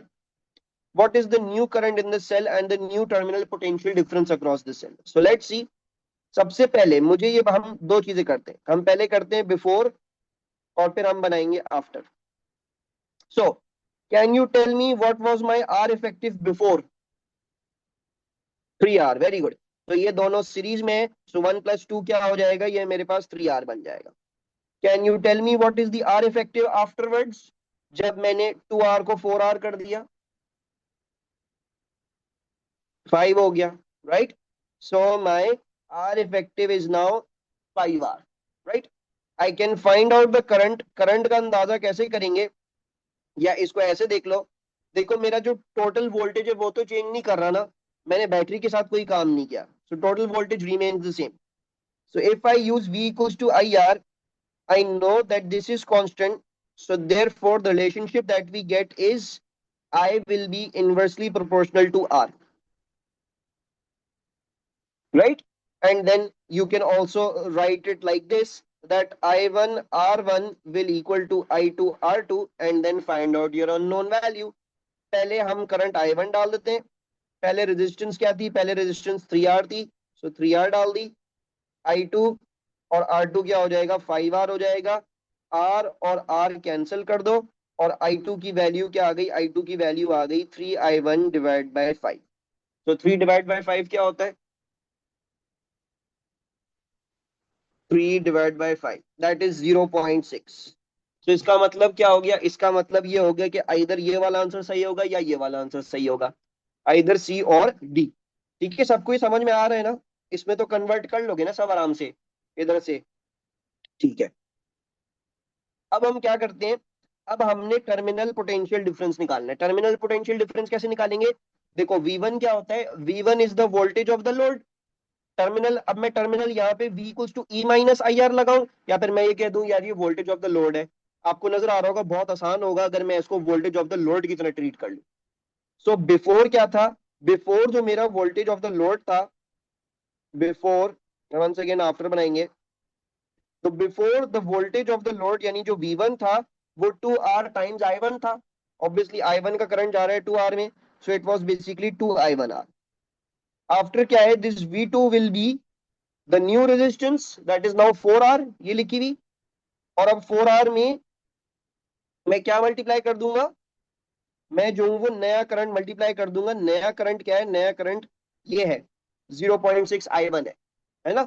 सो मैं जो हूं वो ये मल्टीप्लाई कर रहा हूँ 0.6 I1, तो मेरे पास वैल्यू क्या आ रही है, 4 into 0.6। So I am getting that V2 is 2.4 I1R। ठीक है, अब बस आपने ये देखना है कि इन दोनों वैल्यूज के बीच में रेशियो क्या है, what is the ratio between these two values, that's it. So मैं क्या करूंगा, बस इसमें दोनों में 2.4 का ही डिफरेंस है, 2.4 ये लिखा हुआ, यहाँ 2 लिखा हुआ। So what I can do to find out the ratio is I can do 2.4 divided by 2 and it will come out to be 1.2. So therefore this will be correct and your answer is going to be D. समझ आया सबको, कह सकते हो Musab बेटा। Can we substitute and then find it? Yes, you can substitute and then find it. तुम ये क्या करो, तुम ये पूरा I1R की वैल्यू V1 over 2 जो है वो यहाँ प्लग इन कर दो I1R में, तो तब भी पता लग जाएगा उधर। दोबारा से समझा रहा हूँ, ठीक है, अब थोड़ा सा स्लो लेके चलूंगा क्योंकि तुम लोगों के रिस्पॉन्स से ये लग रहा है कि तुम लोगों को कुछ खास समझ नहीं आया। ठीक है, so let's do it once again but slowly. अच्छा देखो, हमारे पास हमारे पास ये बोला हुआ है कि आपकी जब रेजिस्टेंस यहाँ पे 2R थी, तो आपके पास करंट कितना था सर्किट में, I1 था, और वोल्टेज कितना था सर्किट में, जो हमारा टर्मिनल पोटेंशियल डिफरेंस था अक्रॉस द सेल वो V1 था। अब सबको पता है टर्मिनल पोटेंशियल डिफरेंस हम यहाँ पे भी मार्क कर सकते हैं, यानी जो पूरे सेल के अक्रॉस हम मार्क कर लें इंक्लूडिंग इट्स इंटरनल रेजिस्टेंस, वरना मैं चाहूं तो मैं लोड के अक्रॉस भी मार्क कर सकता हूं, क्योंकि ये दोनों सेम ही है, वायर्स वो वही पॉइंट्स हैं, wires are just connection points. तो देयरफॉर मैं V1 ऊपर बोलूं या नीचे बोलूं कोई मसले की बात नहीं है। ये पहली बात हो गई। अब इन्होंने बोला कि भाई अब हम क्या कर रहे हैं, रेजिस्टेंस को 4R कर रहे हैं। So they are asking you what is the new current in the cell and the terminal potential difference across the cell. तो मैं क्या करूंगा, मैं पहले ये बना लेता हूँ, मैंने पहले आपको जैसे बताया, मैं पहले बिफोर करूंगा और आफ्टर लिखूंगा। मैंने सबसे पहले आपसे पूछा बेटा बिफोर में हमारी आर इफेक्टिव क्या है, तो क्या हो जाएगी आर इफेक्टिव, 2R और 1R दोनों सीरीज में है, so therefore the R effective is 3R, right. और आफ्टर में आर इफेक्टिव क्या है, आफ्टर में आर इफेक्टिव जब ये 2R 4R बन जाएगा तो क्या हो जाएगी 4R प्लस R, तो therefore it will become 5R। ठीक है, अब देखो मैं, अगर मैं इसको बहुत ज्यादा तेज करना चाहूँ ना, मुझे इधर ही पता लग रहा है डी होगा answer. I don't even need to do anything further आगे, मुझे डायरेक्टली यहाँ पता लग रहा है। मैं तुम लोग को बताता हूँ कि डायरेक्टली कैसे तेजी से कर रहा हूँ मैं इसको। देखो 3 और 5 क्या ये दोनों के डबल है, या क्या 3 को डबल करके मैं 5 बना सकता हूँ, नहीं, कोई ना कोई और रेशियो आ रहा है यहाँ पे, इट्स नॉट डबल। इसका मतलब है ये हाफ की वैल्यू एग्जिस्ट नहीं कर सकती, तो देयरफॉर यही वाली वैल्यू होगी। तो डबल का नहीं है ना काम, डबल का काम नहीं है तो फिर इनवर्स करके हाफ भी नहीं आएगा। सो देयरफॉर ये वाले ऑप्शंस करेक्ट होंगे। एंड देन ऑटोमेटिकली जब करंट चेंज करके यहाँ पे, तो यहाँ पे वोल्टेज भी चेंज कर देना चाहिए, तो ये वाला करेक्ट होगा। बगैर कुछ भी करे हमने ये सिलेक्ट कर लिया। लेकिन साधारण बात है, अब इसको एक्सप्लेन भी करते हैं थोड़ा सा slowly. Let's see how to do this. देखो, हमारी आर इफेक्टिव चेंज हुई है, लेकिन मेरा जो सर्किट का टोटल वोल्टेज था वो वही रह रहा है, right. So what I can do is I can say कि यार देखो, V equals to I R अगर मैं अप्लाई करूं, ठीक है जी, और मेरा ये जो टोटल वोल्टेज है सर्किट का वो कांस्टेंट रह रहा है, तो मुझे यहाँ से क्या मिल जाएगा, मुझे यहाँ से मिल जाएगा कि मेरा करंट और रेजिस्टेंस क्या है, वो इनवर्सली प्रोपोर्शनल है, right. And then what I can say is I can say I R will equal to constant, right. R को ऊपर मल्टीप्लाई किया, इसको हटाया, इक्वल टू बनाया, इधर कांस्टेंट लिख दिया, तो ये चीज आ गई मेरे पास, I R equal to constant. And then I can write this कि भाई देखो, मैं आई वन आर वन लूँ या मैं आई टू आर टू लूँ, दोनों किसके बराबर होंगे, कांस्टेंट के बराबर ही होंगे। कांस्टेंट का मतलब ही है कांस्टेंट है वो, ठीक है। तो मैं आई और कोई भी करंट ले लूँ, कोई भी रेजिस्टेंस ले लूँ, वो मुझे वही वैल्यू ला के दे रहे हो। ये लिख लिया। अब मैंने आई वन की वैल्यू प्लग इन करी, आई वन की वैल्यू आई वन थी, आर वन की वैल्यू क्या थी, 3R थी, ये प्लग इन कर दी, 3R। आई टू इधर प्लग इन कर दिया, आर टू में क्या प्लग इन कर रहा हूँ, आर टू में प्लग इन कर रहा हूँ ये 5R, 5R प्लग इन कर दिया। आर और आर को कैंसिल कर दिया, आई टू की वैल्यू आ गई कि क्या हो जाएगा, 3I1 divide by 5, and you will get over here 0.6I1। So therefore ये दोनों आंसर्स करेक्ट है। सही है, यहां तक क्लियर सबको? ओके। जब लिखो कि बेटा सर समझ नहीं आया, तो फिर जब मैं पूछूं कि समझ में आ रहा है कि नहीं आ रहा, तो फिर जवाब भी दिया करो। अच्छा, अब ये आ गया। अब हमने टर्मिनल पोटेंशियल डिफरेंस निकालना। अब देखो, एक आसान तरीका मुसाब ने हमें बता दिया कि सर देखिए, जब आपका करंट चेंज कर गया तो आपका वोल्टेज तो बराबर नहीं हो सकता ना, ठीक है जी। बेटा आई टू को सब्जेक्ट बनाना है, आइश, आई टू निकालना है ना, आई वन थोड़ी निकालना है। आई वन को सब्जेक्ट बनाते तो 5/3 आता, आई टू को सब्जेक्ट बना रहे हैं ताकि आई टू की वैल्यू निकले। अच्छा, एक तरीका हमें मुसब ने बता दिया कि सर देखिए, आपका करंट चेंज हो गया, अब 0.6I1 बन गया। ऑब्वियसली बात है, क्या होगा, आपका वोल्टेज सेम नहीं रह सकता, राइट। या इस तरह भी देख लें, आपकी रेजिस्टेंस चेंज कर गई है तो आपका वोल्टेज तो सेम नहीं रह सकता। सो देयरफॉर ये 1v1 वाला आंसर रॉन्ग होगा। तो मूसब ने इसको और फास्ट कर लिया, मूसब ने बोला कि सर आप डी कर दें डायरेक्ट, इस तरीके से कर लें उसको, सही है। आपको मजीद और ख्वारी करने की जरूरत नहीं है, तो आप ऐसे भी कर सकते हो। वरना अगर आप चाहो आपको ऐसे नहीं करना, तो फिर जो है वो आप उसको निकाल के देख लो। और निकाल के देखने में भी देखो, ऑप्टिमाइज्ड अप्रोच यही होगी कि आप जो है वो क्या करो, आप जो है वो बस मेनली यही देख लो कि वो बराबर आने या बराबर नहीं आने। सो V1 की वैल्यू क्या होगी, V1 की वैल्यू होगी I1 × 2R, है ना। और जो है वो V2 की वैल्यू क्या होगी, V2 की वैल्यू होगी नया वाला I1 और नई वाली रेजिस्टेंस जो कि 4R है, राइट। इधर भी मैं प्लग इन कर देता हूँ, R की जगह 2R प्लग इन करता हूँ। सो आपको क्लियरली दिख रहा है कि वो बराबर नहीं है ना। V1 क्या आ रहा है, V1 आ रहा है 2I1R, और V2 क्या आ रहा है, V2 आ रहा है 2.4I1R। तो they are not equal, therefore ये 1v1 तो होने जरा, ऑब्वियसली होगा तो ये 1.2 वाला ही आंसर होगा। हमें फर्दर मजीद इसको और सॉल्व करने की जरूरत नहीं है, लेकिन अगर कोई बच्चा चाह रहा है तो वो 2.4 को डिवाइड बाई 2 करके चेक कर सकता है कि वो 1.2 आ रहा है। ठीक है, क्लियर आप सबको? The diagram shows a four-terminal box connected to a battery and two ammeters. ठीक है, the current in the two ammeters are identical. Okay, कह रहे हैं यहाँ पे जो करंट है, यानी अगर फॉर एग्जांपल यहाँ पे 2 एम्पेयर है, तो यहाँ पे भी 2 एम्पेयर की वैल्यू आ रही है। ये कब होगा, how can I make sure कि यहाँ पे जो करंट है यहाँ पे भी वही करंट हो। कब होता है करंट सेम, सीरीज कर दूं, यानी बेसिकली मैं क्या कर दूं, मैं ये पूरा सर्किट सीरीज बना दूं, उसमें कोई पैरेलल कनेक्शन नहीं लेके आऊं। यानी बेसिकली 1 3 से कनेक्ट हो जाए और 4 2 से कनेक्ट हो जाए, है ना। तो जो भी करंट इधर से आ रहा होगा वो करंट इधर भी आ जाएगा। तो कौन सा ऑप्शन होना चाहिए, डी होना चाहिए, क्योंकि अगर हम कोई भी और लगाते तो उसमें पैरेलल या कोई और कहानी हमारे पास शुरू हो जाएगी। हम वो कहानी नहीं चाह रहे हैं, हम ये चाह रहे हैं कि भाई हम क्या करें, हम बस एक सीरीज कनेक्शन बना दें, तो एक रजिस्टर लगा दिया और जो है वो मैंने वापसी में एक तार लगा दिया तो ये क्या बन गया, एक सीरीज सर्किट बन गया, इसमें हर जगह जो है वो करंट सेम होगा। ठीक है, एनी प्रॉब्लम इन दिस? मनाइल क्वेश्चन मार्क क्यों भेजा है? गलती से, okay. Each of Kirchhoff's laws, two laws presumes that some quantity is conserved. Which law states Kirchhoff's first law and names the quantity that is conserved? तो Kirchhoff's first law की corresponding कौन सी statement सही है? ए सही है। ये वाला भी याद कर लेना, जैसे मैंने आपको एक्सप्रेशन ऑफ फ्री फॉल वाला बताया था ना, कि वो हमेशा आता है।